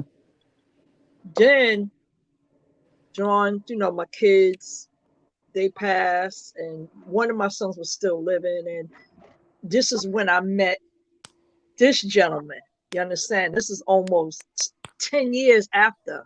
So in my mind, I'm already healed. So I'm like, okay, he's a nice gentleman, taking me out, you know, really being a gentleman, loving So on it took you 10 years to date after your DV? it took me that long. Wow. Because I mean, I had dates in between, but I was so nervous. You know what I'm saying? I didn't want to connect to anybody, and Yeah. I probably threw away some good people, but with what happened to me, I couldn't trust. And Yeah. then That's what trust me is to understandable. meet this guy. I thought he was really the man until he showed me otherwise. So Oh, oh, listen, now yep. Look, I'm good. I'm so peaceful now, and I don't need that energy. I And was I gonna pick add up this really energy. quickly. I yeah, wanted to add before we this Yes. go that back, when a bring woman, it I back. want to add this real quickly. When a Okay. woman goes through something that dramatic with a man to the point to where she is literally dominated, but violently, Hmm. it breaks something inside of her. Yeah. You would think that maybe she Mhm. could run to the arms of another man at least for protection and just pretend to be in love with him just for protection. But the Nope. problem with domestic violence is it breaks the woman. It makes it almost impossible for her to trust again and feel safe. She actually Right. feels uncomfortable it alone with any man because this guy Yeah. has shown her that violence is an option, and she's so scared of finding that in another man. So typically they Right. do not move on really quickly. It takes a Mm-mm. time for them to heal to even feel comfortable enough to be around a man again. And Yeah. Because you a know lot of what, times they've Kevin, never Kevin? felt guess That's what? strength to so that He true. degree. just confirmed like Anya is a fake victim. Say it again. It takes how Yeah. long to move on? It Hmm. takes It a take while. You're not gonna Uh, years. jump back in. it takes a minute because you got to understand, even drawing that, I had to heal, right? Now I got these See my him. two sons that all four of them, but my two sons with special needs, so I had to take care of them. So now that I got them out the way, in a sense, I'm happy again. I'm going to counseling. I'm opening up. I'm being around positivity. I'm being around positive people. And then now it's like, okay, maybe I could trust a little bit. And that little bit trusted this guy for 13 years and just see what I went through. I'm done. Like I'm so done now. Like yeah, I right Okay. now I'm just And look, that's we're where I'm gonna at. talk. Look, not trying to get off, y'all. I don't want to take away from this is what we're gonna talk about Friday. I want to Okay. say it's important. This is a serious topic and a serious conversation that shouldn't be rushed. So I want to make Right. sure y'all we keep this right here in this moment and we save it for Friday. We're gonna talk about Okay. how Okay. today, how long it took. We definitely have questions for you, Miss Lisa, and I'm sure people Okay. in the I chat got a have lot of questions. them. Yeah, so make sure you please come back in No, 5 o'clock. I'm definitely gonna be there because yeah, Thank you. we need this And unity between absolutely. And women and our big brother right here. yeah. Listen, I yeah, y'all really do it for me, and that's just what it is. So Friday, oh definitely, I'm on board. We gonna Okay. talk. Well, we look forward I to tell seeing you I tell then. you guys what. I wanna do a live myself where I offer I guess counseling and insight to people who's been through domestic situations. I'll kind of tell you what the other party could have been thinking and things like that to try and help through it. And Okay. I may Okay. be available to come on y'all's live on Friday to do that with you, Ashley D. And if not, if I do it on my channel too, I'll let you know when and have you on board for that. Okay, that Yeah, sounds yeah. cool. Okay. Well, I'm gonna talk to you about some Support, stuff too, Mr. support Kevin. each other. I help people through domestic violence all the time and the steps it takes to heal from it based on Yeah. what they specifically went through. So maybe I can kind of provide you guys that for free. This is something I typically would Right. charge for, but that way you guys can kind of see what I do and why my work is And so you special. Aw, right, and thank you see, you. Kevin, even after 20 years of that, it's still, even if I do get counseling, but it's almost like it happened yesterday. So when Absolutely. she say that she went through something, she didn't go through anything. I No, just she all didn't. that's No. just a game. That's why my mom, well, I'm not going to keep going. But Mr. Kevin, I also have some ideas I want to share with you behind the scenes. I'll get a hold of you. We'll talk about it. It's pretty cool. Sounds Yeah. good. Um, and real quick, before we jump off, jump back a little bit, D Ham, is there something briefly you wanted to share, sis, in regards to what we speaking on earlier with the relationships? Yeah, Or yeah, okay. yeah. Can y'all hear me? Yeah, we Peace, can. King. Hi, D how are Ham in the you? building. Hey, beautiful people. Hey, Ashley D, I want to say thank you for bringing me up on your panel, Queen. You're amazing woman. Keep doing the good aw, work. thank Uh, you. and I've been watching you for a while. So and I am Aw. subscribed, but I'm very busy. So sometimes I'm able to just watch from a distance and not engage. But one thing I'm fully engaged now. I'm fully prepared to be a part of this movement. Okay, Wow. we're gonna Yes. call it a movement because Okay. of the attacks and because Hmm. of the camaraderie that's coming Behind along. it. Yeah, that we have to come together and unify. Um, Absolutely. we have Kevin Wesley on this live, and really, I'm just sitting at the feet of a great teacher, of a great uh, leader, and Hmm. whenever he speaks, I'm attentive. So I could have just stayed in the chats and stayed listening, but open mind told me to come up on the panel. So um, I Okay. appreciate that open mind for telling me to come up. Yes, Hmm. I believe, and let me say this, Sister Lisa, I do concur with Kevin. when it comes to your story, and I Thank believe he's you. going to definitely provide you great insight on Oh yeah, on I the believe healing it. on the healing journey, because it seems like you're still on the healing journey. And Yeah. Oh yes. Oh yeah, yes. and Yes. we Yes. want you whole. We want you whole, Right. sister. Yes. Yeah. We I'm want you still, completely whole. like I Yeah, said, I lost two sons, so that's a lot. And then yeah, what I went through before that. So right now I'm in a better place than I ever was, and I'm grateful, but I'm still, it doesn't take, I don't really know everybody from a hole in the wall, but I know what y'all dish out, what y'all give out is important. And Mhm. it just so what y'all on live and stuff like that.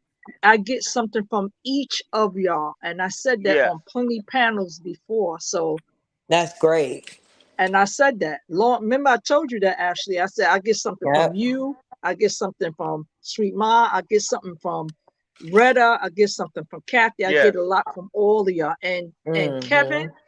that's my dude right there. Kevin is Yep. the man. And I say not to boost him up. I say is because he's into saving lives. And Facts. tonight, Thank you so much. he made me feel better. And I'm so thankful. yes, yes. Aw. I'm I so am. honored, love. I'm very Aw. honored. Give yourself a pat on the back, Kev. I am Yep. very honored. I'm very honored. Thank you. It's a And pleasure to that's be with you guys. thank you, Kevin. And Yes, that's what I'm yes, saying. It's about sometimes, you guys, the information is way more priceless than a burger. Like people Yeah. always say, how are you giving back? You giving back the knowledge. You giving When you back share saving information. somebody from a heartache. You giving back teaching a woman how to be loved. You're giving back teaching her how to love a man properly. You teaching Mm-hmm. her how to build her king up so he can build her a castle. All of these things are things that can be passed along to generations to come. And people don't understand that are closed minded. But the people that are in here tonight, I appreciate you all. The ones on the panel, thanks for coming up, D Him, for the first time. I yes, appreciate you voicing how you feel, and everyone else for sharing. And thank you, Lisa, for allowing yourself to let go and be in the moment and share your story, and allowing Kevin to make you feel better, even Yeah. encouraging you. You know, Yeah. He did. this is a moment tonight, you guys, yes, and Yeah. this yes, is It's, yes. yes. It's And just, it it it is moved me, and yes, that's what it takes. You know what I'm saying? You just got to keep fighting and going forward. supporting and loving on one another, because we are our own worst enemies, and that's the sad part. Us as Mm. our black people, how we are. You know Yep. what I mean? And that's when I get upset, because we so much more. We are And so what? much more, and Mm-hmm.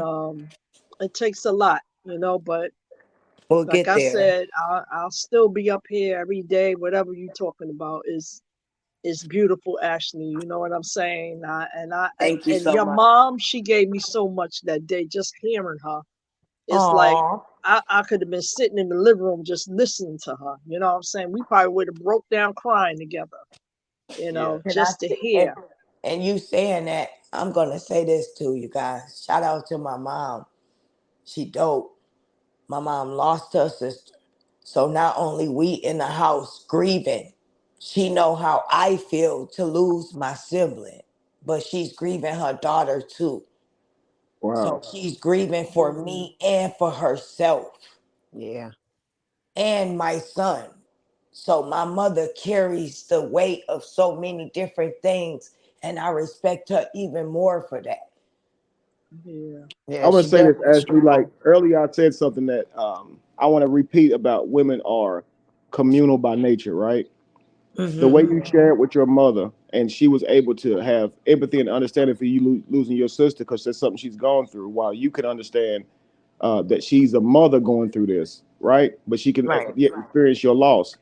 Okay, this is you should have this with other women in your community, and this is what makes women so emotionally it brings them to self mastery emotionally, because they do this. They emotionally connect with each other whether they've been through it or not, and it's almost like they can feel it. Yeah. So if women were more communal instead of destructive, to where they on the flip side will gossip and lie And and things of that drama. nature, instead of being this way, we'd have a Yeah. healthy community, because we would Yeah. have understanding that people go through stuff, and women do that. Y'all are able to connect and build it. Men are not like that.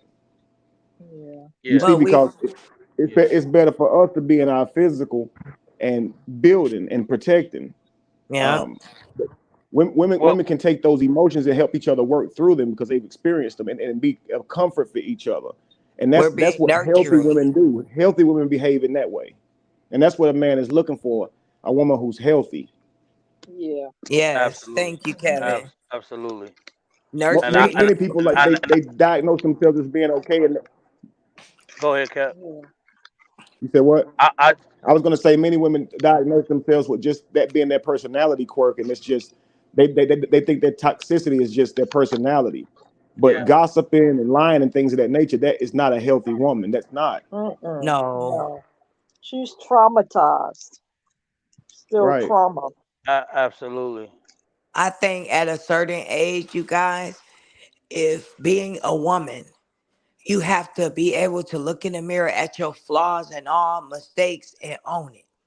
And if you still have issues within self and you lying and you're not honest with yourself, you are your worst critic. If you can't be honest with yourself, and not only you deceive others, but you convince yourself that that's the reality, you still have a lot of growing up to do. You still are Yep. A whole lot. emotionally immature and you don't Mm-hmm. know who you are yet as a woman.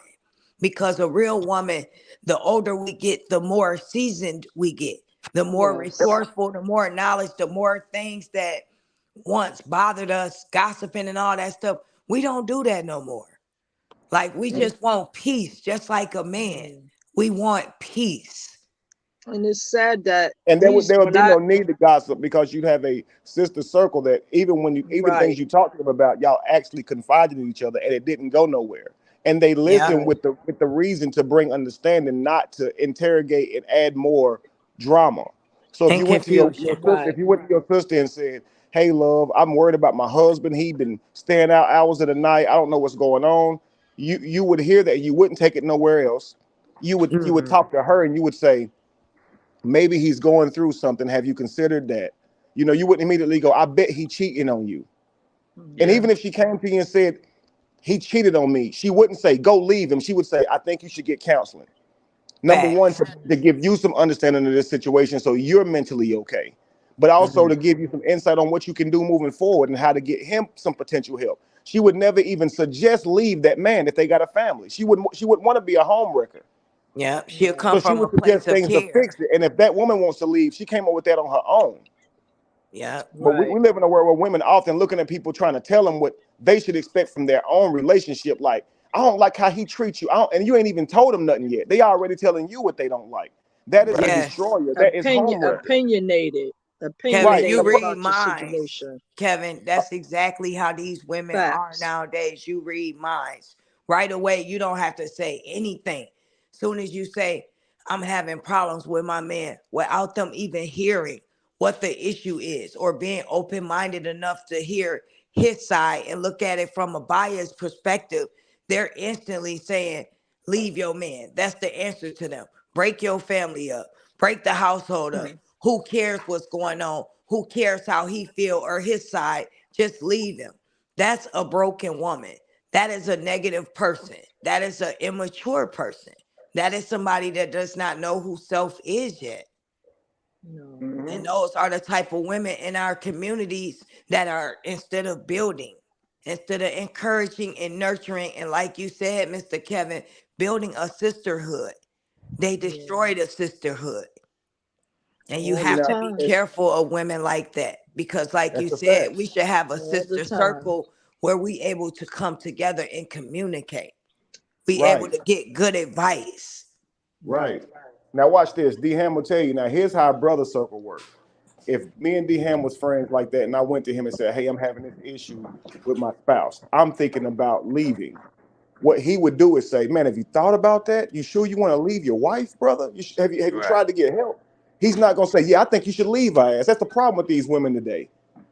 Right. Because the goal is to stand in your wife's corner. If I go to D-Ham about my wife, he's supposed to stand on behalf of my wife and try to talk some sense Right. into me and give me some perspective as to what she might be thinking. Bro, Right. she always complaining that I'm hanging out. Bro, you do be with us all the time. Have you thought about taking her out? Because that's what a real friend wouldn't be like. Yeah, fuck her. Hang out all you want to. Yeah. Yeah, she's just trying to Yeah. control you, bro. Like he would say, no, brother, like you're married. You are married. We're single. Take your tail Right. home, bro. We love you. We'll be here, but take her out. Take her on a nice weekend or something. She Right. just missed you. Mhm.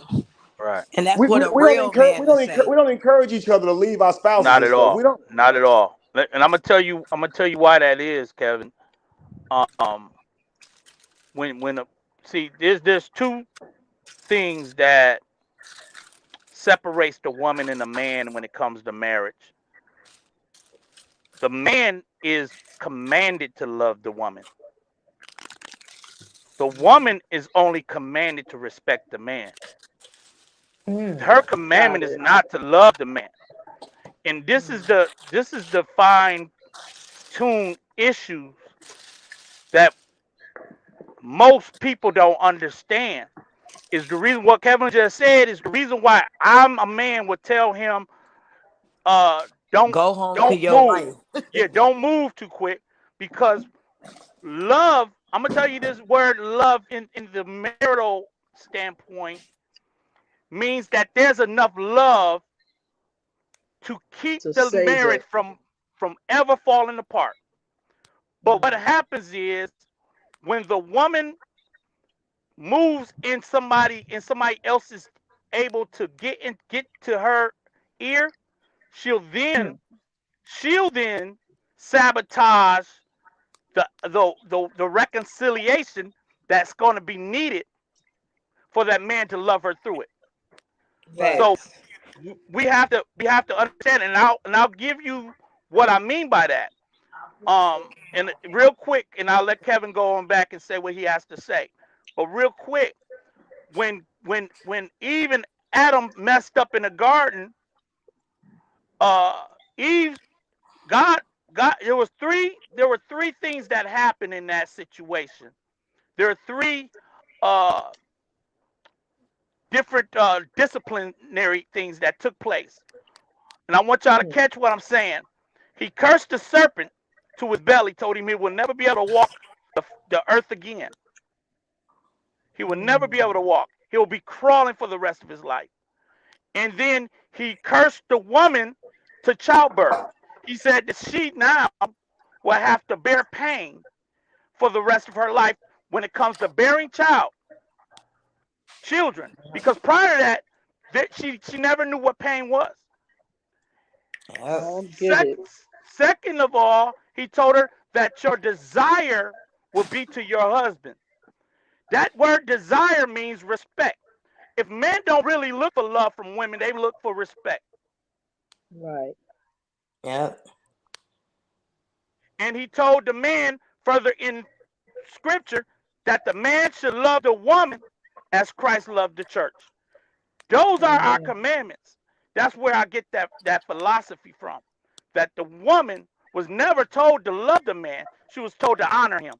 And see, when women don't Amen. honor their Yes. husband, Yes. we have a man will go complete left field because there's no honor in the home. Yep. But go ahead, Kevin. You got it, sir. Now, that Facts. was powerful. Fact. That was powerful. Yep. 1000%. Now, one thing particular about Adam and Eve, D-Ham, is remember when it says your desire will be for your husband, it continues to say, but he will rule over you. So what many people interpret that as meaning is saying the woman is she would forever desire to want to lead, but he is the leader. Yeah. You see, so to me that parable points out that in order to have a good, strong man in your life, you will have to submit your Yes. mission, your nature to him, right? And trust his leadership and his guidance. This Right. is so she can be her best nurturer. A woman is in her most strongest nurturing when she does not have to worry about leading and working and resources. She can be the most she can for her children because she ain't worried about how she gonna keep the roof over her head. She shouldn't have to worry about that. The moment a woman says, I'm gonna give a man a baby and give him rights to her sacred body, she should not, he should come with the relief to all of that. This nature show you this. Yeah. Yes. Yeah. So of course, any person, any adult would want to make all the decisions. So your desire will be that. But in order for you to truly be effective, he has to lead because he has to take the loss. He got to die for you. That's a fact. Yes. And you know, without him, your child is at risk because these other men out here is not going to raise your baby the same. And in nature, in nature, that man wouldn't raise that baby at all. He would kill that baby. Just like lions, Kevin. Right. They kill they baby. They come back and they kill the other man cubs and take over the women. They don't want to raise someone else's cubs. No. They come right in and kill them and start their own generation. Yeah. That's why it's respect over love, because that lioness would say, look, if I want babies, I want them with the strongest male, because if I don't get them with the strongest male, we risk losing that whole lineage to the strongest male. We also want resources, and we compete for resources, right? Lions don't just all hunt together. They will kill each other out, other tribes out, right? Yeah. So if you said, so how can I get the best male? I'm gonna have to submit to his mission and hunt how he say hunt and hunt where he say hunt. And I respect him because he's that strong. I don't have to agree with him, but I have to respect him. Yeah. And that means that you have to move in good faith. And that means that you have to support his decisions. That way he can be his most effective. Yes. Yes. And I'm a Leo at heart, so I get it. And that's I always say the one who wants responsibility should take responsibility and lead. And I don't think any woman wants responsibility for a failed family.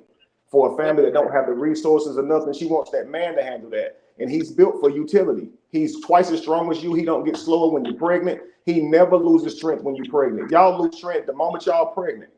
Yeah. Right. He don't even know. He don't even know you're pregnant. You got to tell him, like, he can have 1 million babies and it never affects his body. He should be the one that's going out and getting the bread. He should be that one. Yeah. It makes no sense that a lot of our women think that they should have to be out here hunting. No, that's you don't have to do that. With a man, you don't have to do that. That's the whole goal. Yeah, that's and out the of order. crazy thing, even back to the lions, the women, just like we do, we cook the food, right? They hunt for the food, and guess what? When they can't kill the prey, guess what they go do? They go get the male lioness, and he comes back and he takes down the prey. We're always gonna need a man. In reality, that's just how the cycle of life goes. When they can't kill that food to bring it to the husband, they go get him and he goes back for the takedown. He ends the kill just like that. It takes 3 lioness to climb on one to bring him animal, down. and it takes just 1 lion to come in a few minutes, it's over. Yep. So like when you see people like say now, when people observe lions, they'll be like, why do he get to eat first, right? Why is it that the lion has to do most of the hunting? Shouldn't he do it? Ain't he the strongest? But when you understand how it works, it's like the lion is the strategist. Number one, he has to have strength to be able to maintain that area anyway. So no other lions are hunting in that territory. Because lions don't eat every day. Sometimes they almost damn near starving to death before they get their next kill. Yeah, so or he's fighting 2 or 3 lions at a time. He's going to fight. Like to occupy a certain amount of area, that lion has to be pretty strong. His scent has to be pretty strong. His roar got to be pretty strong. So if you have that lion, he's going to strategize how to hunt. So he'll tell each lion where to stand because they know they're not as fast as a lot of these gazelles. So they have to be in different areas and they kind of work you to them, right? But the lionesses are the main hunters. And the reason this is because the man has to be strong enough to protect it once you kill it. You don't want him tired. You don't want him tired. So you hunt the lion, you hunt it down. He comes over and finishes it off. Like as you said, if you're not strong enough, he helps you take it down.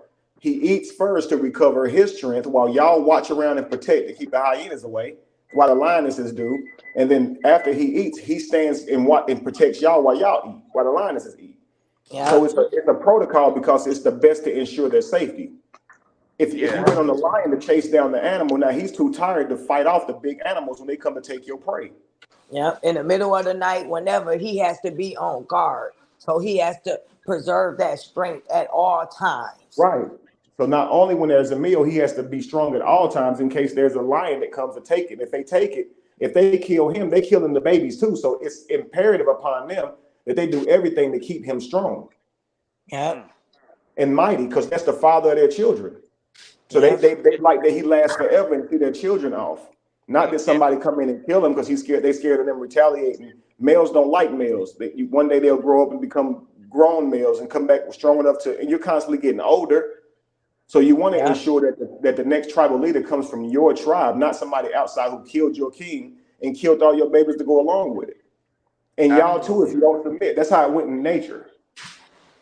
And nature is just like the human cycle. And that's so funny, Kevin. You really do know about lions. I'm laughing because I like watching wildlife, and it's just like normal. It's like our life. It's the same cycle. Yeah. It's just animal. And Kevin, It's I wanted to say amazing. this. When you just talked about that, my oldest son that passed, you know what he watched every single day. Sometimes I used to just come in the house like, boy, what are you watching? National Geographic. And his sign was Leo. So he even told me about the lions, and we both Leos. Check that out. And the fact that you just spoke that, I'm like, wait a minute. Listen, Well, I'm dead serious. My son, even when before he passed away, we were giving him a big party, and I remember my mom was in there, and she was about to have a big party for him. So she said, "What you want?" But he only could write, he couldn't write that well, but I had to listen to what he was saying and write it down or whatever. And that's what it was. And for years, he's always been that child when it comes to anything with animals. And he was that real dude. I mean, when it came to them animals, I was like, no, this kid is too much, out of sight. And to hear you talk about that, he was the same way. You see how that energy just worked? I tell y'all this right here. I spent the first part of my life studying religion. I studied many religions, right? And then after that, I studied many cultures. I got to the point to where I was just, all I did was study and learn things, right? And so eventually I got to where I said, I don't want to get it from a book or anybody. I want to get it from nature itself. I consider nature the greatest teacher, right? So I'll sit out and just watch animals, or I'll look at these shows or whatever. And honestly, I've learned that no matter what animal you're dealing with, no matter where it is, their relationship style looks like what's healthier and most harmonic to survive in that environment. Yes. And so what humans have did is evolved over time. And so our relationship style has evolved. There was a time we didn't know we needed each other. And so men didn't care about being fathers at all. The first part of life, we were just having sex, and we didn't know that we supposed to reproduce. We supposed to procreate. Right. And so what we did is to establish a social culture in order to survive. We said we're gonna have to have some standards. Right. And so women learned this. If I just get pregnant by anybody, I don't really ensure nothing for them. And I'm out here on my own with this baby. So they learned to negotiate a life with a man. So they found somebody who was capable, and he found somebody who he knew he could trust, because he don't want to do this with you if you just gonna leave him later. So he wants to be able to trust that your womb is his and you ain't gonna give it to nobody else. There was no damn paternity test. So he want to be sure that the baby his if he gonna give you his life. I'll protect you with my life, go hunting for the both of us if you give me a child. But I want to make sure it's my child. So I need your loyalty. That's first and foremost. Like if it ain't my baby, then it's pointless, right? Because I'm dying for somebody else's child. Right. So you see cultures go through chaotic times to ensure that a child is a man's.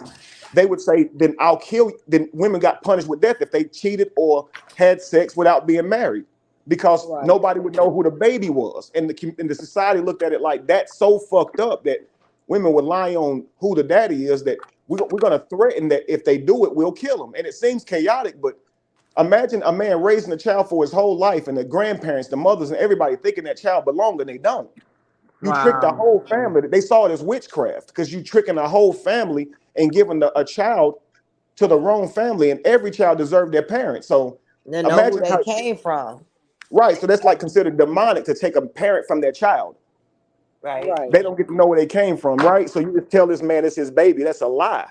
And men can't do that act. Like, men are not capable of that. So if men at the time run the world, you know they're gonna put their foot down and be like, yo, if I catch you doing it, then you getting stoned.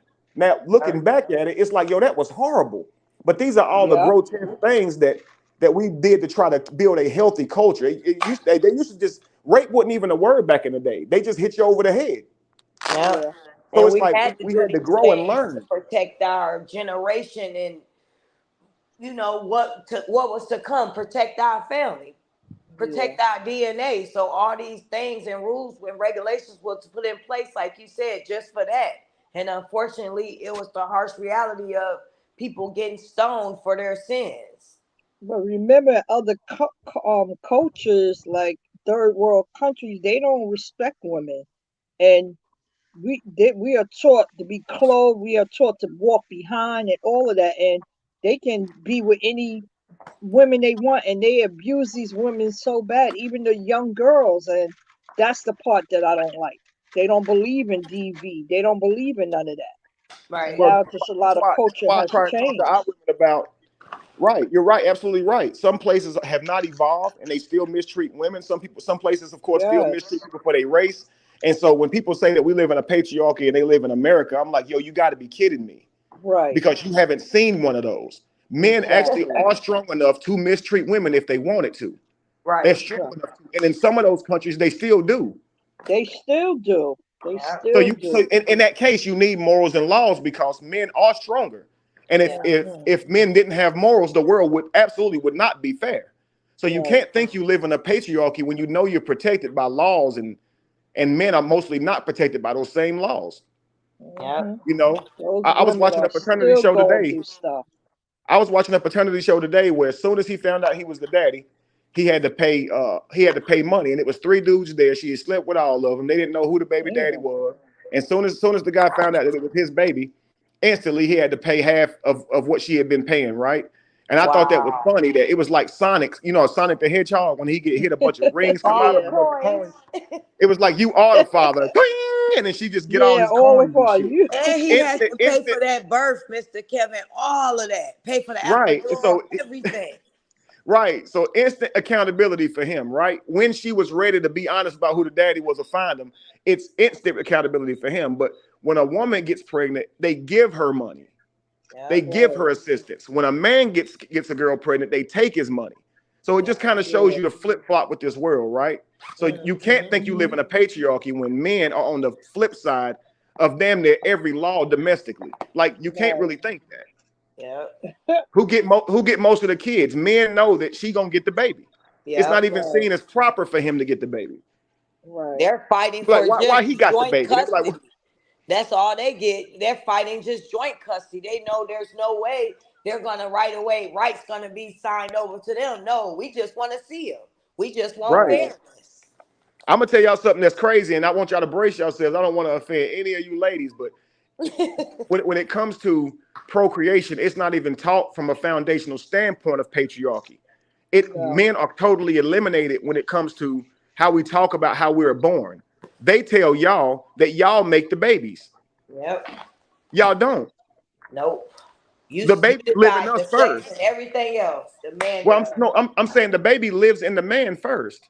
Of That's Yeah, right. and course. you decide The the sperm is sex Right. of the the Right. sperm baby. is actually alive. It travels through the egg, which houses the Exactly. sperm. It comes from y'all. So she We built. It's just his carry it. baby, We just carry it. You decide the right? sex. You Right. decide Deposit and everything. go. If that's Yeah. what you Right. decide. So a lot of men will say woman is God because she gives you babies, but both of y'all are God because it takes both of y'all to create the baby. Absolutely. Without Right. both of y'all, you don't get the baby. Nope. Exactly. But you can't think it's your baby as the woman because women often think it's their baby. It's my Yeah, I baby. hate that. I It's hate not that your with a baby. passion. It's not That's your actually both that's of your actually babies. his seed. You are the earth. He is the Yeah. planter. Yes. You So are the you Right. you were the carrier. seed. That's not yours. That's You are y'all's the Right. baby. you Yes. are the carrier. Why you Yes. think it Yes, get sir. his last name? Like why you think that? Exactly. Right, right. So, Make but that make sense. what men get now is the right to the last name, but we don't get. Well, we don't. You don't get that if she don't give it, you know. But we still culturally give children the last name of the father, and wives the last name of their husbands. But as far as law wise, when that woman had that baby, law look at it like it's her baby, not his. That's why I Right. often tell men, be careful who you give your seed to, because you don't have no control in this world once you give it to her. No, Nope. you don't. Right. No control. She can be Right. uncooperative and everything with your seed, and that's sad as hell. It Yeah, is. that's what we see right now. Yeah. Right. And that's why I always talk to him from the standpoint of where the Bible talks about planting your seed on good ground versus stony ground, and you Right. know, yeah. That's good. Yes, And sir. thorn Yeah, and that thorn makes and a lot thorny of thorny sense. ground. I'm sure Dham, you understand what I'm talking about, Yes, sir. I right? get it. I The get it. the Yes, the sir. the farmer who just throws his seed in the air and lets it land anywhere, Yeah. right? Yes. Yep. That's what we do a lot of times as young men, because we have a culture that cultivates sex, and men often think that their rites of passage to be men is literally in how many women they can sleep with. So when Right. you have men who think that a man is always chasing booty, where the hoes at? That's all we talk about. And I try to tell men, you underdeveloped if all you think about is ass. You Yep. Right. underdeveloped.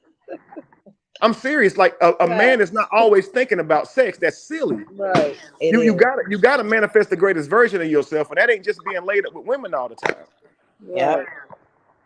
It's a Facts. big old hole. Absolutely. Well, we've gotten away from the the the the main ingredient to try to actually birthing the tribe or birthing Right.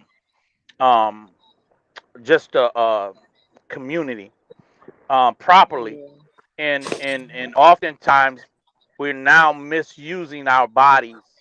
And Kevin, you dead on about that pattern. I'm gonna have to go back and revisit it because I never equated that to childbirthing, but you just opened my mind to that now. So I got I got to Oh go wow. back, yeah, and check that Right. out because he's so right. I mean, you have to be careful. The Hmm. Bible do speaks of men spilling their seed, and oftentimes when I can't remember exactly where that's at, I will have to find it.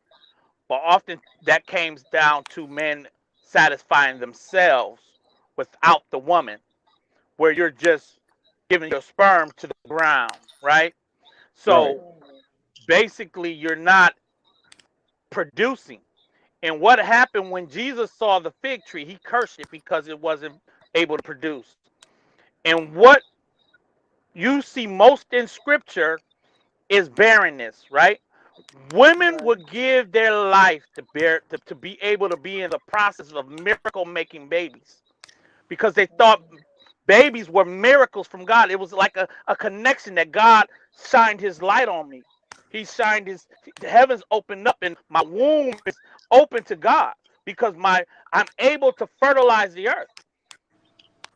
Um so we've now gotten to a culture where women weaponize children against the father. Women abuse their bodies and only want to get the baby for a bag that may come from what the father may have to be responsible for to child payment. And that's what Right. Kevin is talking about. And I'm gonna Kevin, me and you going man, I promise you, it seems like we're playing ping pong. Cause you throw something out there, I may catch it. You see what I'm saying? And hit it back. Um, Yep. Oh so yeah. I appreciate you, man. You a strong, powerful man of God. And just a Yep. man. Just a man. You just a powerful man. Listen, Yeah. ladies, just an all powerful just all We powerful. I know. could be here all We. night. I want And I I want got to it. say this Yeah. right here to build. I want to say this real quick to build on what you said, Dham, Yes, sir. about a man spilling his seed. Right Yes, sir. now, I want to use that concept, and I want everybody to try and grasp something for me, Yes, because oftentimes we'll look back at scriptures like that where it talks about a man spilling his seed, and we'll say, why would God care if you jack off? Why would God care? Like, why right. would He care about things like that? Right. But what you got to understand is that is to teach you the value of your body. Like, your body is sacred. Yes. Yep. Right. And to a Right. man, if he is not willing to cultivate a real relationship before he uses his penis for that act, then he is underdeveloped. And often Yeah. men, even now, because they don't know their value, they'll spend a lot of their time on porn and stuff, and they'll play with themselves. And when it comes time that they're horny, they don't have a woman to spend that do that with because they haven't got out and met a woman. They won't put the work in. So a lot of Yeah. them are actually scared to talk to women for real, for real. They won't get out and make it happen, and now they horny, so they go to porn. And so the world has provided all these things to keep us unproductive, just like D. Ham said. And the coaches back then, they would try to teach you the value of your manhood and your womanhood. So when you see statues built up of the vagina and statues like obelisks and things that's built up to show the man's phallus, people think that that's worship to the phallic. It was trying to teach people there's a value to you. That's sacred. Yo, every day we wake up thanking God for life. Biologically, the reason we have life is because those two people that our mama and daddy had sex, simply just had sex. Yeah. So we see that as something to have fun with, but that means that's the most sacred act that you have on this earth. That's the most righteous act you can do. That's what creates life. Yeah. So if a man truly understood his value and understood that what he has is seeds, an offspring inside him, a lineage, a kingdom inside of him, he would know he'd have to find a queen to share that with. He wouldn't find himself in whorehouses and all these different places.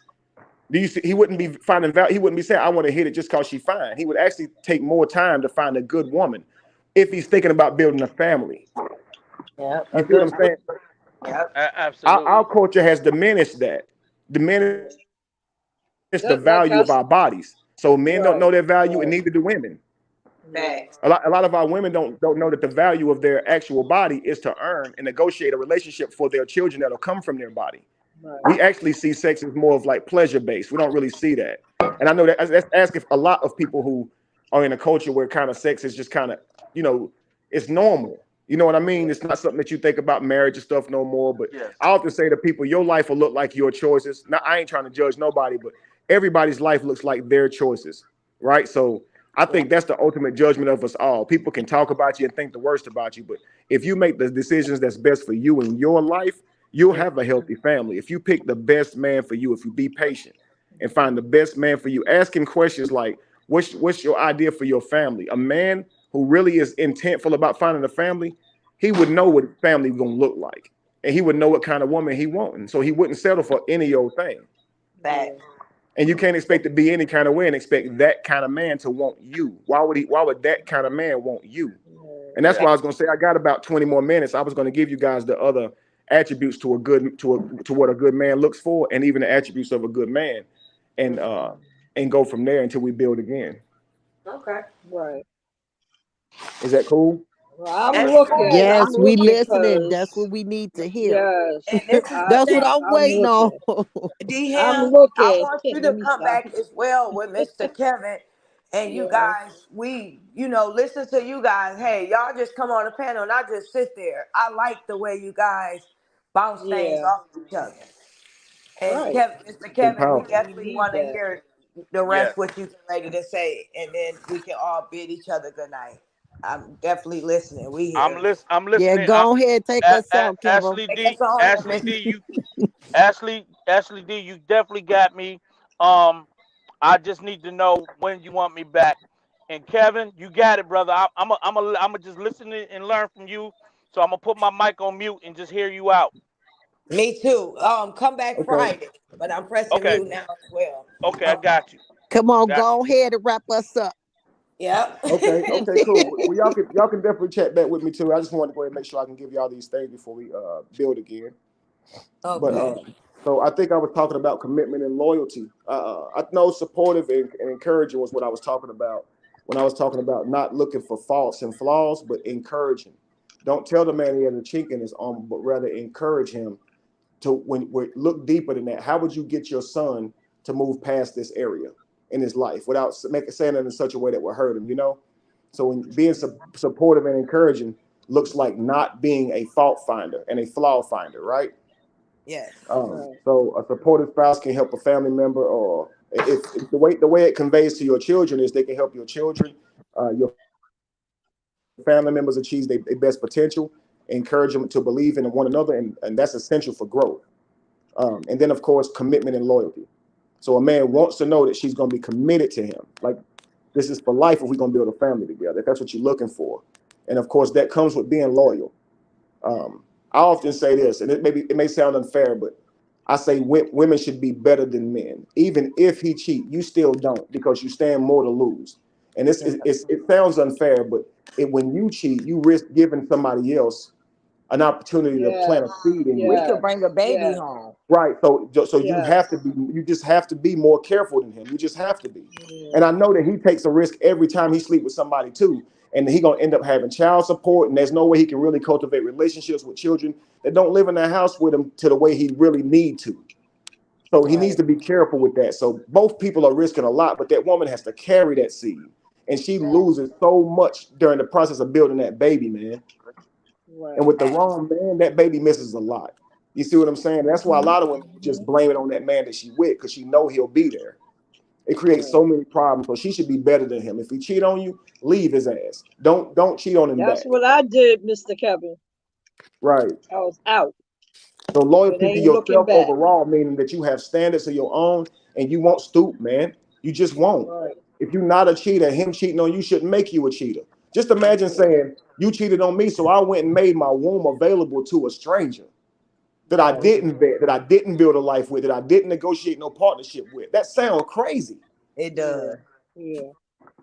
You and It and sounds really and crazy when you think about that, but we become too focused on the get back, Yeah. right. right? So we lose Right. ourselves in the moment. So it's like, be loyal to yourself, have morals that you stick to, be better than them. That's what proves you better than them, when you don't stoop to their level. Right. Mhm. But so I was gonna say, commitment to that marriage and loyalty to a family's well-being is fundamental for building a last lineage, family, a long lasting family lineage, because you want that wife of yours to ultimately be the mother of your children and the grandmother to your grandchildren. And without that loyalty, your family won't last to y'all being grandparents and looking at each other old and having y'all grandkids. Like, but you get rewarded the more and more the longer y'all stay together, Yeah. right? And so of course you want to make sure she got good parenting skills, right? And if she's a really good nurturing woman, and she's complimenting you and making adjustments to what you have on and stuff like that, and telling you smell good, just looking for ways to make you feel secure about yourself, then you can see that that's probably some way she would treat her child, right? Yes. So Yeah. you want to spot these qualities because you want to make sure that she's going to be a good mother to your children, and you want her to embody that already. You don't want to try to teach these things. You want her to already be looking like, No. already embody that, Right. Facts. you know. Because So I was gonna say some red flags is, I talked about having, make sure y'all have similar views. Red flags are inconsistent values, and I don't mean like a different religion. I mean values. If this person thinks that something is good behavior when it's not, you really shouldn't deal with that person. right. Right. Y'all never gonna get along, right? So you should see that as a red flag. And then of course, poor communication. If the person that you're dealing with avoids serious conversation, they dismiss your concerns, or they show difficult in expressing their own emotions, that's a signal of communication Oh my issue. goodness, Kevin, you is really telling the real shit tonight. Like that's what I went through. Oh my So like, goodness. if your partner, the person that you're trying to get familiar with, if everybody has a right to their emotions, and you can understand people get upset, but how they handle it and portray that back to you is a good way to see if their communication of their emotions is poor or healthy, right? So Right. it ain't they not it's okay that people get upset, and they can be upset and be wrong about it later. That's fine, but how they express it, that's the problem, right? Facts. All right. So like if once you reach adulthood, you should be developed enough to be able to communicate that you upset in a constructive way. You're grown, Right. right? You're a grown up. We're not children anymore. We don't have to go to kicking and screaming when we don't get what we want. Like, we're grown, and these are things you have to learn. Is, number one, how to have a difficult conversation when you're grown up, right? Mhm. Fact. Yeah. Um, so another one is unwillingness to compromise. A man who looking for a healthy family hates that, and women look at that as controlling. He just want things his way. No, he wants you to be able to compromise, because that's going to be important when you're raising a child. There's going to be a time where he's going to be pushing hard on your child, on y'all's child, and he's going to be challenging that child, and you're going to be take it easy on him.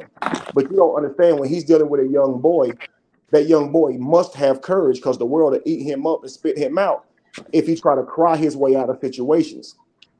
So a man will have to tell his child, no, you stand up even though you're scared. Because if you got a group of boys wanting to antagonize you or bother you, you curling up in the corner ain't gonna make them stop. They just not gonna stop. They're gonna Facts. kick you even harder. So you got to look them in their face and take that butt whooping like a man if you have to. You Yes. see what I'm saying? So a man will tell his child, no, no, you have to try harder. A mother may not want to say that to their child.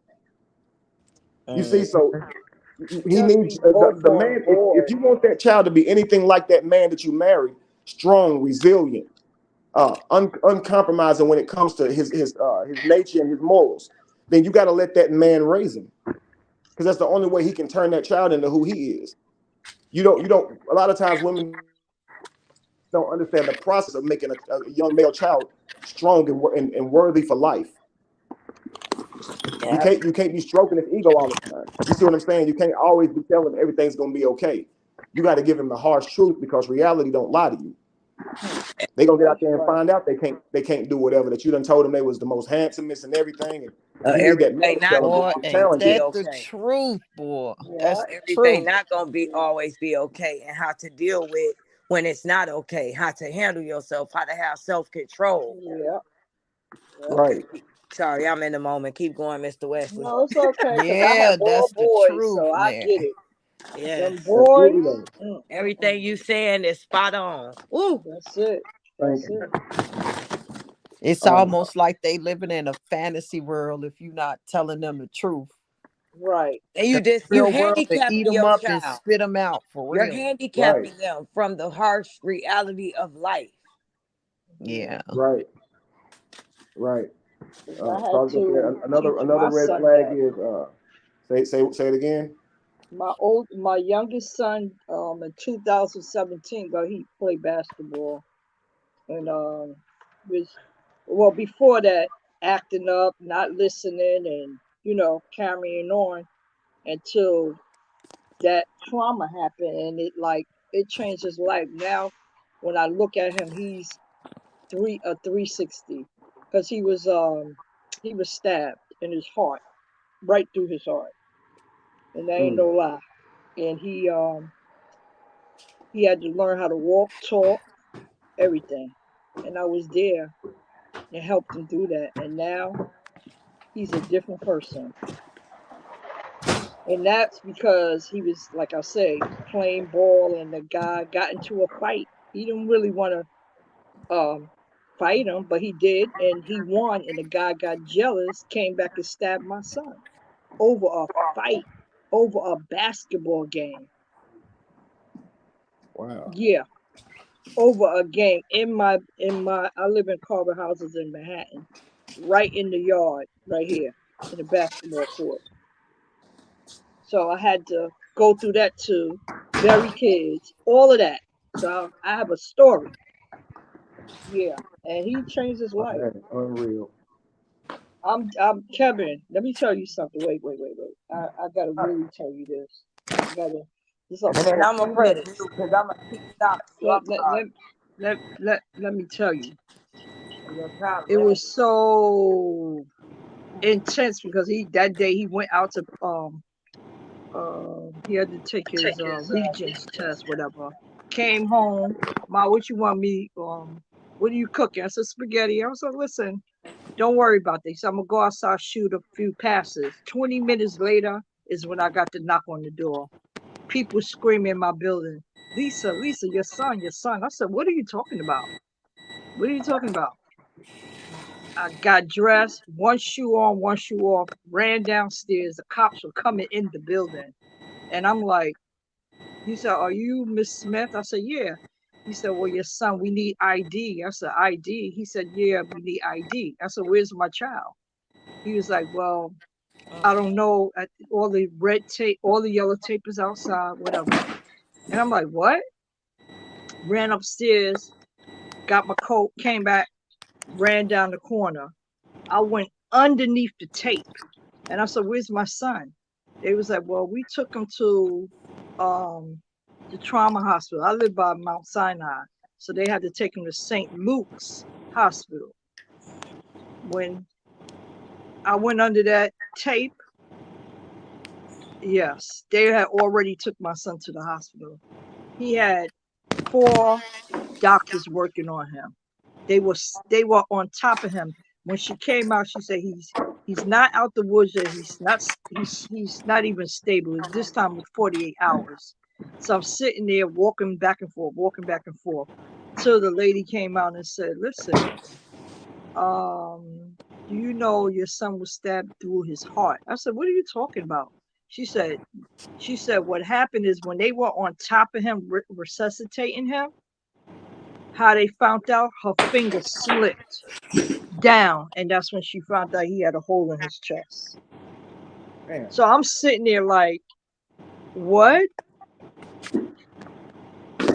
Brought him upstairs. He was in a coma for 3 months. He came out of it. Now he's a living testimony. And yeah, Wow. but he forever had that hole in his heart, you know, and he's back to playing basketball. Look at God. So That is deep. Wow. yes. And he had to walk, talk. He had a trach in his throat. He had to learn everything, speech therapy, everything. My son was already tall. He's 6'2", maybe 6'3" now. But at the time, he was so frail. And yeah, so I know that had to be rough for you as a mother seeing your son like what? that with him. I know that had to be probably one of the toughest things you had to experience. Let me tell you. After that, That's why we listen, y'all. We gotta we gotta share. We man, gotta come listen. back. We gotta come back. Yes. Y'all hear me? I love y'all. I gotta. When Mr. Wesley go, I gotta leave, y'all. I gotta get up in the Okay, morning. go ahead, Ash. I'll see you on Friday. No, just wait. Look, I'm What? gonna let them finish on out, and Oh, then I want everyone to join us back Friday. We're gonna do okay. your session, Miss Linda, early, and then later on that night, if Mr. Kevin come back and D, Right. you know, I'm gonna let the boys take it from there, and we'll just listen to whatever they gonna do. I'll be more than happy to ask questions, however we want to do it. I'll talk to Right. Mr. Kevin, Right. see how he want to orchestrate it. But I think tonight he kind of had to go, and Okay. so I'm gonna Okay. listen. But my prayers is with you, and you are definitely a survivor and a strong person. Yeah. We are proud of you. You are a living Thank you. testimony, Lisa. Don't ever forget that. Yeah. Well, God I'm has gonna take the definitely next been with 5 you. minutes. I'm gonna take the next 5 minutes, Ashley, if you don't mind, and try to read through this real quick. Go ahead, sir. Go This is ahead. just a little bit from a book I have, guys. So the book I'm working on now, just about dating and what a man and woman should look for to kind of manifest the best reality for themselves. Okay. Yeah. But I have a fluctuating commitment is a red flag. If a person is unsure about a long-term commitment and it changes their stance off and on, they don't know what they're looking for. Now they sure they do want something, they don't want something. That's not a person who's dating with the intent, with true intent. And you'll often end up getting hurt, especially if you're sleeping with them and things of that nature, right? Yeah. So save yourself and be patient and wait for somebody who's more serious, who's not indecisive, because that shows a undeveloped quality in a man that he don't know what he's looking for. Okay. Inconsistency in his behavior too. Look for signs of inconsistent behavior, such as disrespect towards you and others. So, and this is what a man looks for in a woman too. How she treats others is very important. People who she makes more than, or like say waitresses and people like that. If she mistreats them, that's not the wife. That's not the type of woman you want. Like, you don't want somebody who's just nice to you because they can get something from you, or nice because they think you somebody. A genuinely nice person is nice to everybody. They're not mean to people because they think they're beneath them.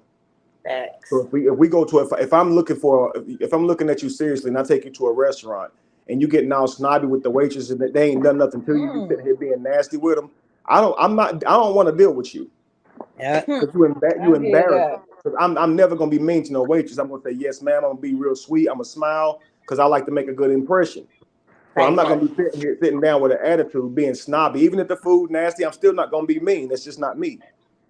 So if she's doing all that, I'm gonna be like, yeah, she only treats me nice because she likes me. So the moment she don't like me, she gonna treat me the same way. I just know that people who are not consistent in treating everybody nice, they typically are not really nice people. Yeah. They have a reason for being nice. Yep. So And the next one is conflict escalation. When somebody escalate conflict to heated arguments, name calling a hostility, it's a red flag because they have an ability to resolve differences constructively. Like they go into name calling, right? If you say something he don't agree with, he go like, "Yo, are you stupid?" That's not productive. That's counterproductive, Right. Yep. right? So even if you feel like she should have understood it, he should show patience, and she should be the same way, right? If she going from 0 to 100 real quick, that means she'll take something he said and make the most out of it. It's like, yo, she escalates conflict, Yep. Right. right? If she hears something you didn't like, she's supposed to kind of dissolve or, you know what I'm saying, de-escalate the thing, be a diffuser of the bomb. Why is she taking something that you just said and then try to magnify it like you meant the most by it, like just being a drama queen? Yep. Hmm. It makes Hmm. no sense. And to a man, it's like, I have to argue with this person all the time and be in constant uh, uh, challenge with trying to prove to her I'm not somebody, I'm not something. So say Right. he raises his voice. Now he got to prove that he wasn't going to hit her. And she'll sit there and act like his voice was like, but she'll know she brought the worst out of him by acting the way she acted. And she'll act like, and now all of a sudden he's like, I just want to prove to you I'm not mean. I'm not a bad person. Or I didn't hit you. I didn't want to do, because she'll interrogate every little thing he did to make him question himself, Yep. or make it feel like she's questioning him, right? Mm-hmm. And a man can be terroristic in this way with a woman. Take every little thing that she's saying, act like it's some kind of way that she's cheating on him by what she said, or you know what I'm saying, and it's considered belittling. Yep. Right. So the last things I want to talk about is things you look for in a man, because it's important to know what a man's looking for in y'all, but it's important for y'all to know what y'all should be looking for in that type of man, right? Right. So outside of his money, because we understand that if a man is looking for a wife, if he's dating with intent, he has the resources to take care of himself and at least another person. Okay? Because a man is not going to be looking for no relationship if he's in a situation where he's in survival mode. If he can't rub two pennies together, he's probably not going to be out dating with the intent to bring somebody in his life who's going to have to depend on him and his resources, right? Mm-hmm. So let's assume he has it together financially. So what you're looking for now is patience. Because if a man saying I'm dating with intent, he won't be so quick to try and smash because he knows that your sex ain't an indication of you being a good mother, right? So he'd be more patient with who he sleep with because he's looking for something for real now. He's out of those Right. stages in his life. So it's crucial when you're dealing with a person like that because when it comes to creating a family, if he's saying that he wants a family, he's not just saying that to you just to get your legs open. He also wouldn't just sleep with anybody. You see, because he wouldn't risk wanting to give that family to some woman who was not worthy of being a mother to the children that he's imagining. thanks. Got Right? you. Right. Empathy. You want a man that shows empathy. He has understanding, and he cares about your feelings. Right. Right? And he's always working to improve his empathy. So if he says something that offends you, if you tell him, "Hey, that offended me," he don't just say, "Where I'm from, that's what we say. You got to learn me, and that's just my personality." He'll say, "I understand that Oh my offended you. God. I won't say that again. I can understand that hurt your feelings. I'll work to not say that again." So he learns new morals by dealing with you because he got to be with you. So telling you that some other woman wouldn't be mad about it is really not fair because he got to be with you. So that's how y'all got to deal with each other, right? Have empathy for each other. And so that goes along with how y'all dress as women. If he says, "Can you put a little bit more on? I'm feeling uncomfortable with that. I don't want to have to fight dudes off for you. I don't want guys looking at your whole body and seeing what's mine, so to speak." Being empathetic to him is understanding, okay, if I want this man to protect me, if I want him to feel comfortable, like he said, he feels uncomfortable, then let me just go put something else on. But a lot of women would say it's Right. my body. Right. And so let's just imagine a man did that same thing to you. What if he said, "Well, if it's your body, then this is my body"? And she'll say, "What do you mean? You gonna dress any kind of way?" No, I'm not. But Right. these are my eyes. So it's a lot of other women that's gonna be out dressed seductively. And if I like what they look like, I'm gonna look at them without no care in the world if you see me look at them. And I'm not just Right. gonna look, I'm gonna stare at them. I'm gonna stare at them like I want to do them on the spot. Even if they don't, even if they feel uncomfortable with how I'm looking at them, I'm still going to look at them however I want because it's my body and my face. I shouldn't care. She didn't Yeah. care when she wore that out. So I could look at her like, just imagine if when women wore whatever they wanted to wear, if every dude just looked at her the whole time she was walking and didn't take their eyes off and looked at them licking their lips as if they wanted to smash, she'd feel so uncomfortable. But she's willing to go out there with her whole ass out. But she want men to just Right, ignore it until her whole ass is exactly. out. Exactly. So it's kind of unfair when you say this is my body, when he could say, well, these my eyes. I'm gonna look wherever I want. And if people say, damn, he just looking at all these other women with his wife, I'm gonna turn my whole head around and look at women right in front of you. You wouldn't like that. So Exactly. if you say, I don't want dudes turning their whole head around looking at you, so cover it up. You're not going to. So then let's go out and act the fool then. Right. Fact. I won't even have to see the dudes who looking at your ass because I'll be looking at other girls' ass. If you're cool with that, wear that shit. That would be him being petty and acting like she acts, right? Right. But you want him to be respectful. You don't want him to embarrass you like that. Don't be sitting here staring at other women and ogling them and don't do that. That's embarrassing. Exactly. Absolutely. Right. So I would say empathy, you gotta have it. So, you know, if she's telling him, I don't want you to go out and be flashing all your money at the restaurant and in the club, like he should understand where she's coming from. Right. That's him That's that showing what care would and bring women, right? consideration. That's him kind of like, right. Yeah, you right. If I got my lady already, what need do I have to be out here starting? I'm good, right? I can cut that out. That's cool. I understand. Not that's what I do. You're just gonna have to get used to it. I pop bottles. Like that ain't a family. That ain't a man who interested in building no family. Yo, he wasted his inheritance on some damn bottles. Yep. Facts. So leadership is something you want to look for in that man. A family benefits from a strong leader. So a woman should not deal with a man sexually unless he embodies leadership qualities, if that makes sense. Right? Absolutely.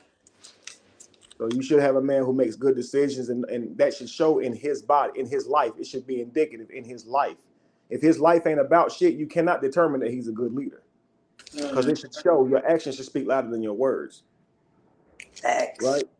Right. So like, so like a communication skills, and we know that we often, as women, look for a man's ability to charm and be funny as a reason to like him. That shows that he's developed and he's been around women a lot, actually.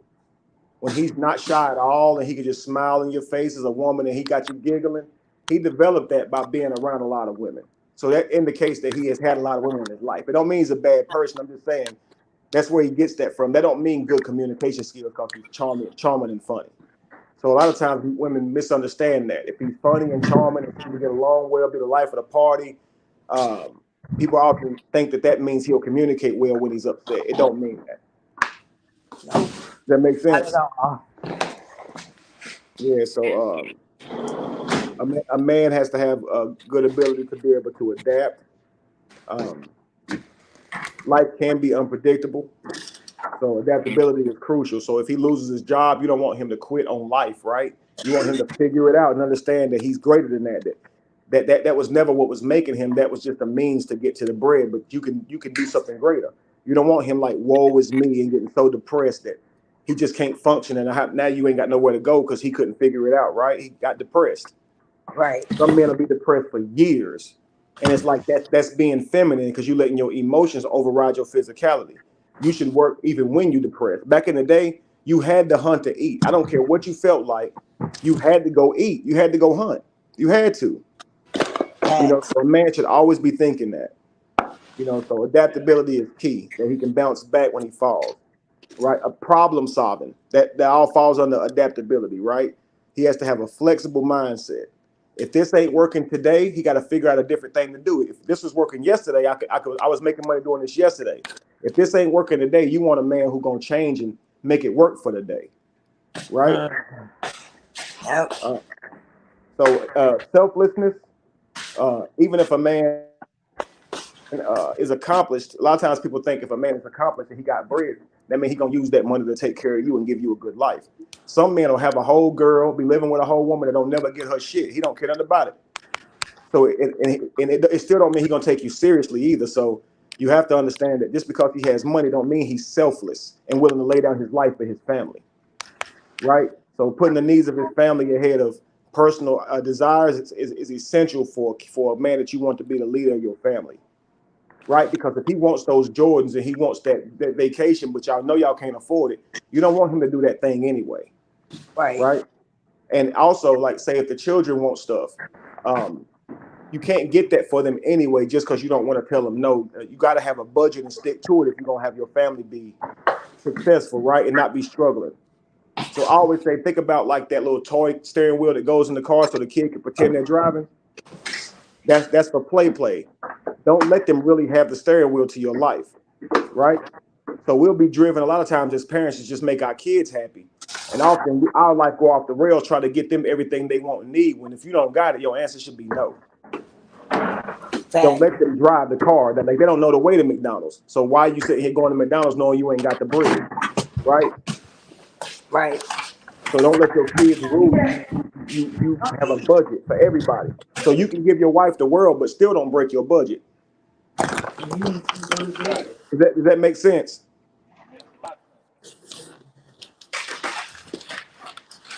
Does that make sense, guys? Y'all hear me?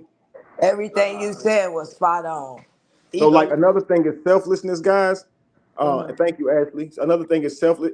Another part of selflessness is that he does kind acts for people who are unfortunate or disabled. So if you have a man who does not offer to help, walk a lady across the street or do something to help somebody around him, that's probably showing that he only does things for people he can get something from. And a lot of times women will get jealous if he goes out of his way to help a woman put her heavy bottles of water in her car. And be sure, you my man, you're not supposed to do that. But that's a sign that he's a good person, that he is selfless, right? Because he could have kept walking and left that person there to struggle. So these are good traits to show that he's masculine, that he'll go out of his way to help somebody else, right? That's called chivalry. Another one is that he's committed. As far as commitment goes, that he has that he's been committed to something. If he has a good career, that displays discipline, work ethic, that he sticks to his goals. If he's in decent shape, it shows discipline, right? That he goes even when he's sore, even when he's tired. So look for these as positive qualities. Don't just say, he think he all that because he in shape, he'll show off. No. If he does that may be true, but he's also consistent, driven, and goal oriented, right? We got to look for positive qualities we got to be able to speak these things positively instead of looking for negative things. So look for things that he's committed to in life that show that he's got like things to show from it, trophies and things of that nature, because it proves the type of man that he is. You know, another thing is make sure that he's focused on self-improvement, a man who's gotten better over the years, right? You ask questions like this early on the date too. What's your last 5 or 10 years? Can you say that you've gotten better, became better, learned more about life, became more enlightened, insightful? Finances, have they gotten better? Like, can you say how they progressed over the years? And he should be able to say, yeah, 5 years ago, I had a dream to start this business. I started it, and here's where I am at it so far. Like, that can show you this man progresses over the years. He ain't on the same shit. Right? This is if you're looking for somebody looking for a family. This is, for women who are looking for a family. And of course, I already talked about, I started off by saying that he had to be, that you just assume, I'm assuming this man has financial responsibility, right? Right. So that means he don't just make good money, but he also know how to budget, because saving money is just as important as that car he drives. So if you just say he got this and he got that, you could be getting into a relationship with somebody who just got a bunch of debt. So having a bunch of money does not mean that he knows how to manage his money. It just don't mean that. And I would say a lot of you women learn that, because if he makes the money and you can show him how to manage it, you just made him make money and save money. And so what you bring to the table, I can help you manage the funds that you make. That's a very good positive to a woman. Absolutely. For a woman to have. Because again, she nurtures, she shows him how to become better and greater. And a good man will have a listening ear to that. If you know what you're doing, a lot of men don't know how to fix their credit. They do make the money, but they don't know how to fix their credit. I would say if you a nurturer as a woman, learn how to repair credit. And if you can fix credit and things like that, that's something he don't got to worry about. And you can just take all that into your hands if you better with money. Wow. Does that make sense? Yes. Makes a lot of sense. Everything you said, and you Yeah, said it makes a lot of sense, Kevin.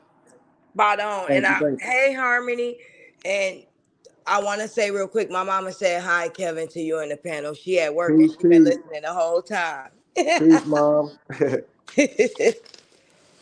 But everything you said, Kevin, man, Yes. it's spot Yes. on. Yes. Yeah, Wow. thank you so much. The last thing I was gonna name was time management. Mm-hmm. A good man balances work, family, and personal time, and that can be challenging. But a good man, he has a schedule. He separates the time that he has to put into his craft because that's very important. You got to think a man that hunting, he would have to take time out to hunt, and you don't always come back with something. So you got to get out early and prepare, right? So a man that don't have time management, you can say he's kind of flying by the seat of his pants, and he can be talented, but without time management, that's like the killer of us all. You see what I'm saying? So you want a man who kind of know what he's doing, know even if he has his own business. And that's one of the things that's difficult for many people. People even ask me, "Why is your family on a schedule?" A schedule ensures that everybody get what they need because life happens, and if you don't have that, you'll get away from even eating at the damn dinner table. So you have to schedule it. You have to. Yes. Life should have some structure, guys. It shouldn't just be everybody just be where they are. Like that's crazy. Absolutely. No order, no structure, no discipline. Right. How many times have you as a family said we're gonna start eating at the dinner table and then cause nobody's schedules it, everybody just ends up taking their food back to the room again. And Yep. or whatever. And you don't have time to even you don't even sit and build with your family no more. So it's like you gotta say, listen, family, whether you want to or not, we're gonna be here at dinner time. Dinner time is at this time. It forces you to start cooking by a certain time and you'll see it's better. You'll see that it's actually better for you. Make a schedule. And that's You know, bonding your time. dreams was actually called meditation. It wasn't like meditation wouldn't sit somewhere Indian style and close your eyes. Your dreams was meditation. So the things that you conjured up in your dreams, you would ask yourself before you went to sleep. You would say, "Universe, give me good dreams," or you would tell yourself what type of dreams you want to have. I want to have dreams that show me my future, dreams that show me how to put together this business, or I want to have an idea about a business. The moment you wake up, you're supposed to write down the things you dreamed about and implement those things in your life. If everybody got a journal and started doing those things, you will have what you want in less than a year. I promise you.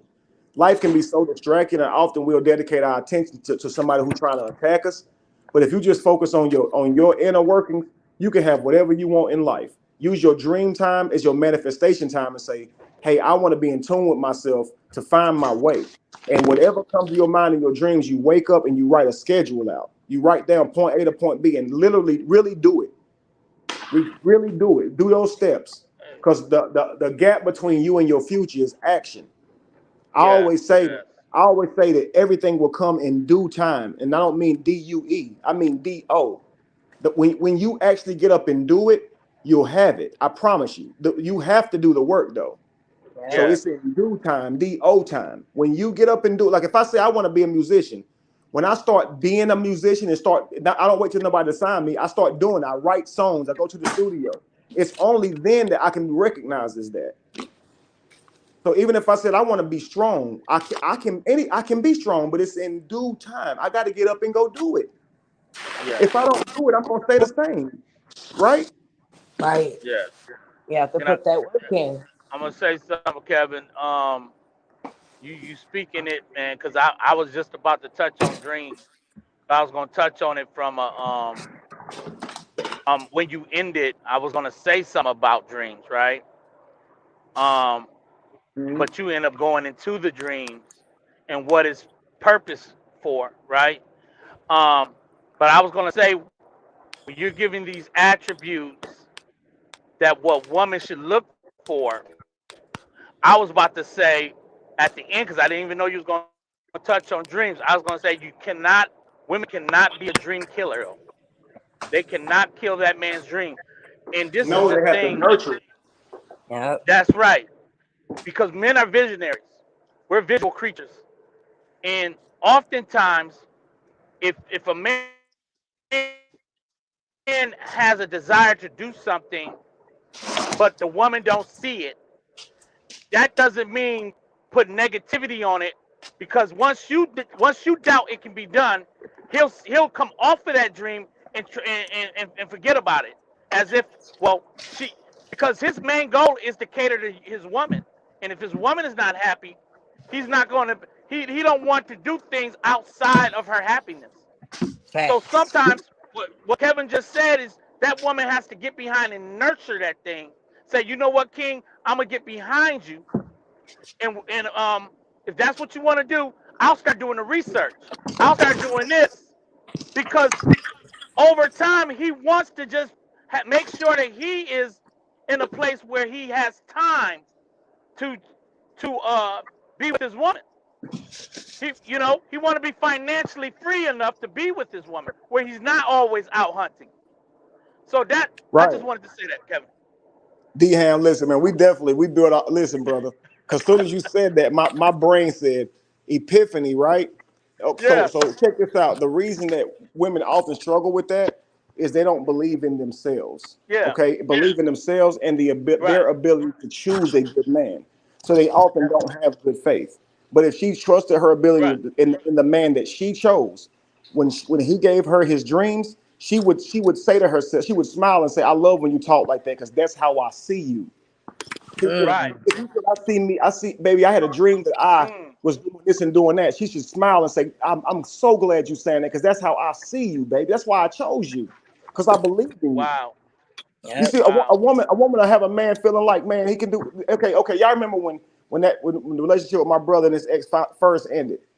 Remember all the courage that she had in herself and the things that she could be and her businesses and all. You see this parallel with many women who start their own businesses after relationships. They, regardless of where that business is right now, they believe that business is going to be a Fortune 500 business one day, and ain't nothing you can tell them.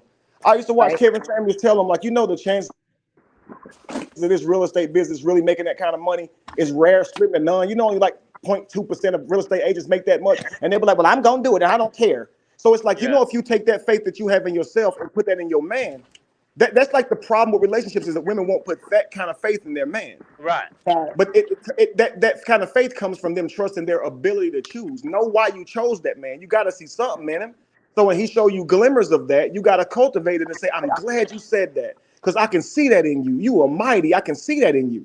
If you Yep. can't say that to him, then why are you with him? And that makes no sense. Facts. Because you want a man to believe in you if you're gonna be with him. Like, why you choose me? You had all these other women. Why you choose me? When you right. love, when you Mhm. tell your man you got a dream that he say, "I'm so glad you talking like that, baby, because I can see that." Yep. Instead of, "I don't think you can do that." You don't even do that now. You don't even say, you tell your man, "Baby, I had a dream. I was in shape. Uh-huh. I had lost all that weight." He be like, "You don't even do nothing now. That's just gonna kill your damn dream." Mm-hmm. Uh-huh. So if he said, "Baby, I love you talking like that," hey, I tell you what, I go with you. Now all of a sudden you like, "Oh, okay." That's how you support somebody if you want to see them change, right? Right. Yep. Absolutely. Kevin, you And own it, our brother. spouse You is own it. our best friend. And at the end of the day, if you can't go to your spouse with your dreams, who else can you go to? Nobody. She is the once you marry her, it ain't nobody else that can validate your dreams but her. Because you got a covenant with her. That's it. You gotta go all the way back to tribal days. If I was gonna tell my wives, we're gonna move from this land to that land, if they don't agree, my family don't go. Hmm. So it's vital that she believe in my dream. That's a fact. That's a You see, fact. and you think about this, you guys go back to the Bible now. You take Joseph in the Bible. Okay, he had brothers who just despised him because his daddy loved him. His daddy gave him this Mm-hmm. daggum jacket that ruined his life. Yep. It was colorful, right? In the back in the day, in order for something to be colorful, it had to have dyes on it. And those dyes were expensive. So if you had something on colorful, they knew you had money. And Right. his Yeah. daddy went and got him this coat of many colors. Man, his brothers were so jealous by that they sold him into slavery. They plotted against him, threw him in a pit, a big ass pit they dug for him, and sold him into slavery just because they were so jealous of how their daddy treated him, right? Right. So he goes into slavery, and because Joseph got a gift, he can interpret dreams. This king calls on him now for his advice to interpret the king's dreams. So the king would tell him Yeah. the dreams he had, and Joseph would tell him what the dreams meant. Due to Joseph's ability to support this man's dreams, he became the king of that castle. Yep. He did. If you He ever did. hear the story of Joseph from the pit to the palace, That's that story. Go read that story, yo. It's a beautiful concept of what we're talking about right now. It was Yes, because sir. his ability to understand that king's dreams. That king said, "I can't live without him. I'll give you whatever, man. I'll give you whatever because I don't even understand what my dreams mean. You do though, and that's what when a What? man tell his wife his dreams and she can help him to understand his dreams and by telling him, oh, you got the propensity to even make this come true. He sees a value in her. Yes. That's a fact. And Kevin, and just to tag along on that, the king actually spent so much money trying to get someone else to interpret those dreams before he was He able to get to did. Joseph. He spent out trying to he went after so many different soothsayers and other musicians and things of that nature. No one could unlock them dreams. Absolutely. And the Hmm. crazy part was because Joseph was gone from his old kingdom, they went and they didn't have no interpreter. So they went through a great drought and didn't know how to handle it and what to do with it. That's So right. years and years and years later, after Joseph went into captivity, now he's working for the king and he's became the king. Now all of a sudden the daddy tells the brothers, we need resources and we need to go to this kingdom and ask for resources. So lo and behold, the brothers make it to this kingdom to request resources from the king, and guess who they requesting them from? The Their very brother. brother that they Hmm. sold into captivity. They're looking at that king's asking for resources or that whole kingdom's gonna die. You see what I'm saying? So you understand, like, yo, it's Yes. crazy. Yes. And I'm gonna tell you that's where, ladies, that's where the term comes from, where Joseph said, "You meant it for evil, but God meant it for my good." And I want y'all to know that they didn't even recognize him when they finally met back up. They didn't recognize him. And I preached a word a long time ago called "blessed beyond recognition." And I'm telling you, sometimes God's gonna elevate even y'all, even you, Kevin, even your household, Kevin, even your brothers. God's about to do an elevation in your life and in Yes. your household that nobody's gonna even know who you are after he gets ready, get finished elevating you in your household and your family. They're not even gonna be able to recognize you for what they Facts. used to think you were Woo. or see you as. I feel that. And Indeed, Ashley, indeed. I'm telling you, sister, get ready because God's doing the same work in you. He's about to Yes. elevate y'all beyond Thank recognition. People can see you now, but they ain't Yes. gonna be able to recognize when he gets finished with you. Yes. Yes. Thank you. Yes. Ma- Whew. ma- Many people are like that now, and that's why they talk about your old person or lie about you because they cannot understand how you became the person that you became. Mm, Yes. That's just the old pookie. They will always have to conceptualize you as the old person because they hmm can't factor in how you got to where you are now. So they just like to believe that that's who you are. Yes. They don't Well, want to listen, guys, accept the new you, so they rather drag on it's the old powerful. you because the new you is a powerful version and That's it right. irritates them and who they are. Looking at That's you right. makes them see who they're not. It irritates those demons in them. Keep dreaming, That's a y'all. fact. Y'all keep dreaming. Keep dreaming. I was Keep gonna say, dreaming, guys, Kevin. it's been very Keep powerful, and dreaming, I Kevin. loved it. Absolutely, Yes, sir. sir. Thank you, Ken. You too. Yes, thanks, man. So Thanks, until man. next time, guys.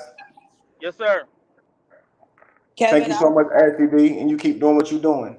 you too, Kevin. I'll begin with you later, King, and tell your family I said hello. And I appreciate your wise words. The panel, dude. Indeed. It was definitely a good night tonight. Always a pleasure when you come up. Indeed, my pleasure. And please give my information to Dehan, my contact information. Got you. Okay, great. All right, honey. Talk to you later. Okay. All right. Bye. Ashley, Woo. I'm a cash app you now. You can put whatever in there. If you put the cash app up, I'm gonna put something in it for you. Oh, thank you. I appreciate that so much. I really do. Thank you. And I appreciate you coming up more than anything for the first time. It was like, I want you and Kevin to come back up. And, the women need to hear this. You guys speak Absolutely. life into us. And I really enjoyed it. I enjoyed listening and participating. And at the end, I enjoyed just listening overall. Like, women need to hear our powerful kings stand up and say things and speak that into our life. We A- out a- here us strong women. It's just a lot of them never been trained. They don't know the way. Absolutely. And Absolutely. will you come back up Friday? And I have to give you do you have a contact information so I could give you Mr. Kevin information? Yeah, yeah, yeah. I'm gonna slide everything to you right now. Okay, But cool, but good. yeah, I'm gonna slide everything to you now. And I And love for you to come back up Friday. Don't forget. And we should get together. I want Miranda and I want you to meet Pretty as well. At least you guys, if not once every 2 weeks. I want to okay, make a difference. And us okay. getting together tonight and waking people up is a start, a big start. Yes, yes, yes. Absolutely. And I'm a and I would love to meet whoever's connected to you that you would love for me to meet. That's perfectly fine with me. I just Okay, want you to thank keep you. your head up and Absolutely. keep pushing through. Thank You're you. I on the will. verge. You're on the verge of something great. Just know Wow. that. Thank you so It much. only gets dark before it gets as dark as now before the break of day. God's about to break something real powerful in your life. So just stay in tune with God and keep pushing. Thank you so much, King. I appreciate that. Absolutely.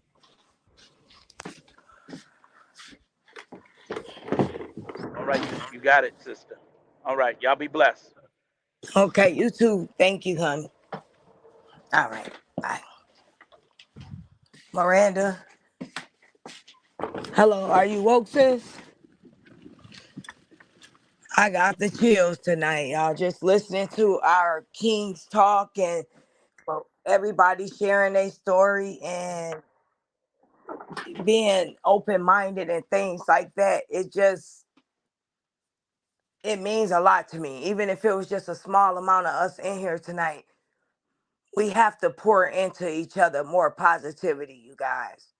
Even just you, if you're coming at the last minute, you still came and you still showed that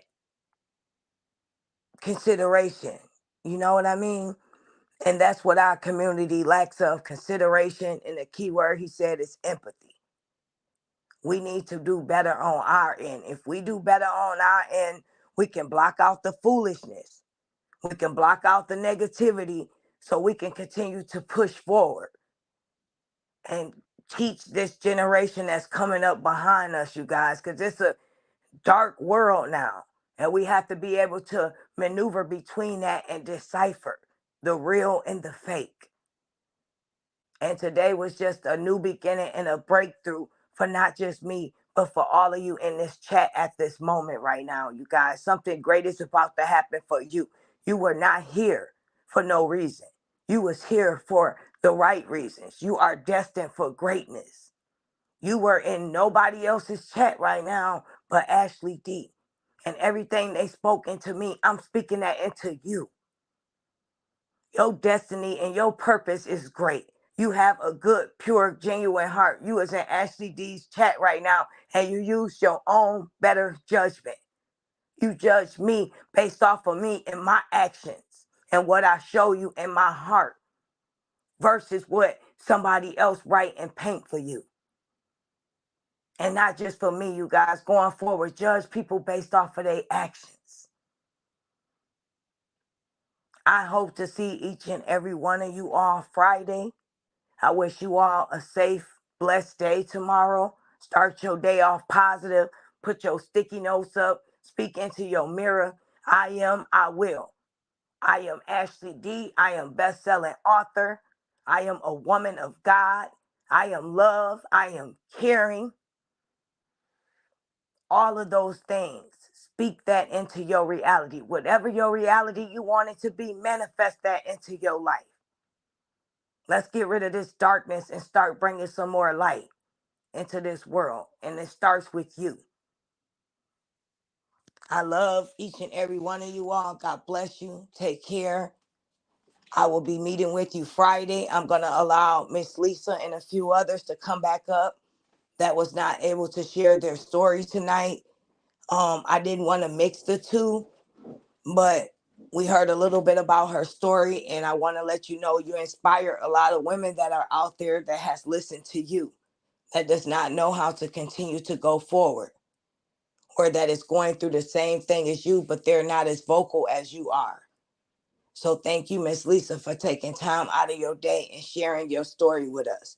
It was very heartfelt, deep, emotions, ran high, but you are going to have a breakthrough as well. You've been through all these trials and tribulations, and you are teaching others not to give up. Keep going. Thank you, Miranda, as well, for being on a panel with me. You're always positive. You always have a wonderful outlook on life, and we need more people like you in the world that inspires others to be great or see greatness in themselves at times when they don't feel so great. And my day ones that came in here that always shout out me, show me support, let me know you there, let me know you haven't left. I appreciate you genuinely from the bottom of my heart. And the people that comes back now that I'm starting over to build relationships with. And everything is a work in progress, but I'm happy and I think we're on the right track. You know who you are. I appreciate you. I really genuinely do. Sorry, I'm tongue tied. I'm a little emotional right now. Shout out to you, Harmony Speaks a Real One. Shout out to you, Miss Sheila D. I love you. I appreciate you. You my rock. I got you. Sky is the limit. I'm going to continue to push forward, and I'm going to make you proud one day. And every day you tell me that, I make you proud now. But it has just begun, Mama. It has just begun. You will see. You are an amazing person, and you deserve to spend the rest of your life happy, because you have done nothing but made me happy for all of the 39 years of me living. And I am forever grateful for that. Everyone, love on the people that love you. Take time out. Give God the glory. Get to know yourself better. Manifest your life into your reality. Continue to stay positive. Stay away from the darkness. And just watch how life will take its toll. Watch how life will manifest things for you naturally. The universe has to shift into your reality. You are the master of your own emotions and your thoughts. You are control of your own destiny. Choose you first. Choose life. Choose light. Choose laughter. Choose happiness.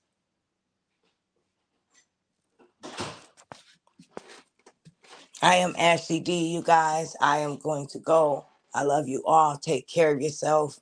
I could keep going on and on and on. I'm just very grateful right now, and I'm in this moment. I just want to say thank you to all of you for being here with me in this moment as well. I will see you Friday. Take care.